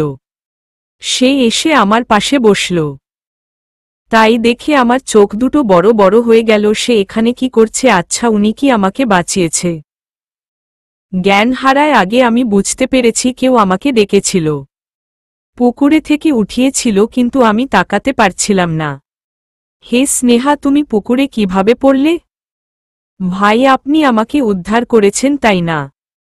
সেসব পরে হবে, আগে বল তোমার এই অবস্থা কিভাবে হলো? কতটা ভয় পাই দিয়েছিলে সবাইকে? আজ আর কথা বলতে গিয়ে বলল না। জানি না কিভাবে যেন পড়ে গেলাম। থ্যাঙ্ক গড তুমি ঠিক আছো। আপনাকে অনেক ধন্যবাদ ভাইয়া, এভাবে সাহায্য করার জন্য। আপনি না থাকলে আমার যে কি হতো। রাহাত কিছু বলবে, ওর ফোনটা হঠাৎ বেঁচে উঠল। একটু বস, আমি একটু কথা বল আসছি বলে রাহাত দরজা খুলে বেরিয়ে গেল। স্নেহা আস্তে আস্তে উঠে বসল। পুরা শরীর ব্যথা হয়ে আছে, গলাটা অনেক ব্যথা হয়ে আছে। তখন অনেক কাশি হয়েছিল, এজন্য। আদ্রর জন্য আমরা আজ এই অবস্থা। আমি কখনো ক্ষমা করব না। বিনা দোষে সরি বলেছিলাম, সামান্য একটু গায়ে হাত তুলেছিলাম বলে আমার সাথে এরকম করবে। সে আমাকে মৃত্যুর পথে ঠেলে দিয়েছিল। আজ যদি আমার কিছু হয়ে যেত, বাবার কি হতো? বাবার কথা ভাবতে চোখ দুটো স্নেহা ছল ছল করে উঠল। দেয়াল ঘড়িতে চোখ যেতেই দেখি 4টা বাজে। এত বেলা কখন হয়ে গেল? ভার্সিটিতে যখন ছিলাম তখন 11:30 মতো ছিল। এত সময় আমি অজ্ঞান ছিলাম। তাড়াতাড়ি উঠে দাঁড়ায়। দুপুরে বাবার ঔষধ খাওয়াতে হবে। এখনো তো বাবার না খেয়েই আছে। ওর আর এদিকের কিছু খেয়াল নেই। স্নেহা সোজা কেবিন ছেড়ে বেরিয়ে গেল। রিসিপশনে গিয়ে টাকা দিতে গেলে বলে টাকা নাকি দেওয়া হয়ে গেছে। তাই আর কথা না বাড়িয়ে হসপিটাল থেকে বেরিয়ে আসে। একটা বাইক দেখে একটু চমকালো। বাইকটা তো আদ্রর। এটা এখানে কেন? আদ্র কি এখানে আছে? ভাবতে ভাবতে একটা অটো পেয়ে গেল। তাই এদিকে আর মাথা না ঘামিয়ে অটোতে উঠে বসে। রাহাত ফোনে কথা শেষ করে কেবিন এসে দেখে স্নেহা নাই। স্নেহার নাম ধরে কয়েকবার ডাকে, সারা শব্দ না পেয়ে বেরিয়ে আসতেই আদ্রর সাথে দেখা হয়। কিরে, এভাবে কি খুঁজছিস? স্নেহা, কেবিনে পেলাম না, আমি কথা বলছিলাম, হঠাৎ ফোন আসায় বেরিয়ে কথা বলে এলাম। এসে দেখি ও বেডে নাই। গেল কোথায় মেয়েটা? চলে গেছে। চলে গেছে মানে? তুই জানলে কিভাবে চলে গেছে? দেখলাম অটোতে উঠে গেল। চলে গেলে তুই আটকালি না? ওর শরীর দুর্বল আর ওষুধের নিল না। আরেকটা কথাও ভেবেছে আমি নাকি ওকে বাঁচিয়েছি। ভালো ভালো কেন? আমি তার কথা বলতে চাইছিলাম, কিন্তু বলার সুযোগই পেলাম না। কালকে বলে দেব। না, দরকার নাই বলিস না। চল এবার বাসায় যাওয়া যাক। সারাদিন তো একটা ফালতু মেয়ের পেছনে সময় নষ্ট করলাম। তাকে বুঝি না, একটু আগে এত অস্থির হয়েছিলি, কেমন পাগলামি করছিলি, এখন কঠিন কথা বলছিস। ওই অস্থির আমি ওর জন্য কখনোই হই নাই। জাস্ট নিজের জন্য একজন মরতে বসেছিল, তাই তাকে জাস্ট বাঁচিয়েছি, বেঁচে গেছে, আমার কাজ শেষ। ঝামেলা মুক্ত হলাম, আবার মরে গেলে তো ঝামেলায় ফেসে যেতাম, এজন্যই বাঁচিয়েছি। কিন্তু আমার তো তা মনে হয় না। হয় তুই আবার ঝামেলার ভয় পাস নাকি? দেখ রাহাত, তুই কিন্তু বাজে কথা বলছিস। ওই মেয়ের জন্য আমি কেন চিন্তিত হতে যাব? একটু রেখেই কথাটা বলল আদ্রর, আর রাহাত কিছু বলল না। আচ্ছা চল বাসায় যাই। আদ্র আগে আগে চলে গেল, ওর পেছনে রাহাত ও এল। এই ছেলেটাকে বুঝতেই পারে না। হসপিটালে আনার সময় আদ্র খুবই পাগলামি করে, চিৎকার করে ডাক্তারকে ডেকেছে। জ্ঞান না ফেরা পর্যন্ত হাত ধরে বসেছিল আদ্র। স্নেহার ওর চোখে ভয় দেখেছিলাম, কিন্তু এখন আবার কেমন ডোন্ট কেয়ার ভাব নিয়ে কথা বলল। তখনকার আদ্র আর এখনকার আদ্র দুইজন দুই রকম। স্নেহা বাসায় এসে সোজা ওর বাবার রুমে যায়। গিয়ে দেখি বাবা ঘুমিয়ে আছে, পাশে খাবারের প্লেট। খাবার এলো কোথা থেকে? হঠাৎ পেছনে থেকে রুনা আপুর আওয়াজ এলো, কিরে স্নেহা, তোর আজকে বাসায় আসতে এত লেট হলো কেন? তোর আসতে লেট হয়েছে বলে আমি দুপুরের খাবার দিয়ে গেলাম আঙ্কেলকে। হয়তো ভার্সিটিতে তোর কোনো কাজ আটকে পড়েছিল। ধন্যবাদ আপু, আমি তো বাবার জন্য খুব চিন্তা করছিলাম। তুমি আমার অবর্তমানে বাবাকে দেখেছ, এজন্য তোমার কাছে চিরঋণী হয়ে থাকব। দেখছ মেয়ের কথা, আমি না তোর বোন, আমাকে বলিস ঋণী হয়ে থাকার কথা। বোন হয়ে বোনকে সাহায্য করব, এটা আবার ঋণের কি হলো রে পাজি মেয়ে? আর কখনোই কথা বলবি না, তোকে আমি নিজের ছোট বোন মনে করি, আর আঙ্কেলকে নিজের বাবা মতো ভালোবাসি। সত্যি আপু, তুমি খুব ভালো। তোর থেকে কম যা, এবার ফ্রেশ হয়ে আয়। তোকে কেমন শুকনো লাগছে? শরীর ঠিক আছে তো, এমন লাগছে কেন? সত্যিটা বলো না। কিছুক্ষণ নীরব থেকে বললাম, ঠিক আছে আপু, তুমি বস, আমি ফ্রেশ হয়ে আসছি। বলে ফ্রেশ হতে চলে গেলাম। ড্রেস চেঞ্জ করে বসতে শরীর কেঁপে উঠল। শরীরের জ্বর এসেছে বুঝতে পারলাম, আমার কথা বলার মতো আর পরিস্থিতি ভালো না পেলাম না, শরীরটা খুব ক্লান্ত লাগছে। ধরাম করে খাটে শুয়ে পড়লাম। এর মাঝে রায়া আন্টি বলতে বলতে রুমে আসলো। কথা বলতে পারছি না, চোখ বন্ধ হয়ে আসছে। প্রচুর মাথা ব্যথা করছে, আমার সাথে কথা বলে যাচ্ছে। একটু পর আপু ভেতরে চলে এলো। আমাকে পড়ে থাকতে দেখে তাড়াতাড়ি আমার কাছে এসে মাথায় হাত দিয়ে আটকে উঠল। চোখ বন্ধ করে আছি আর আপু আমার মাথায় জলপট্টি দিয়ে দিচ্ছে। চলবে।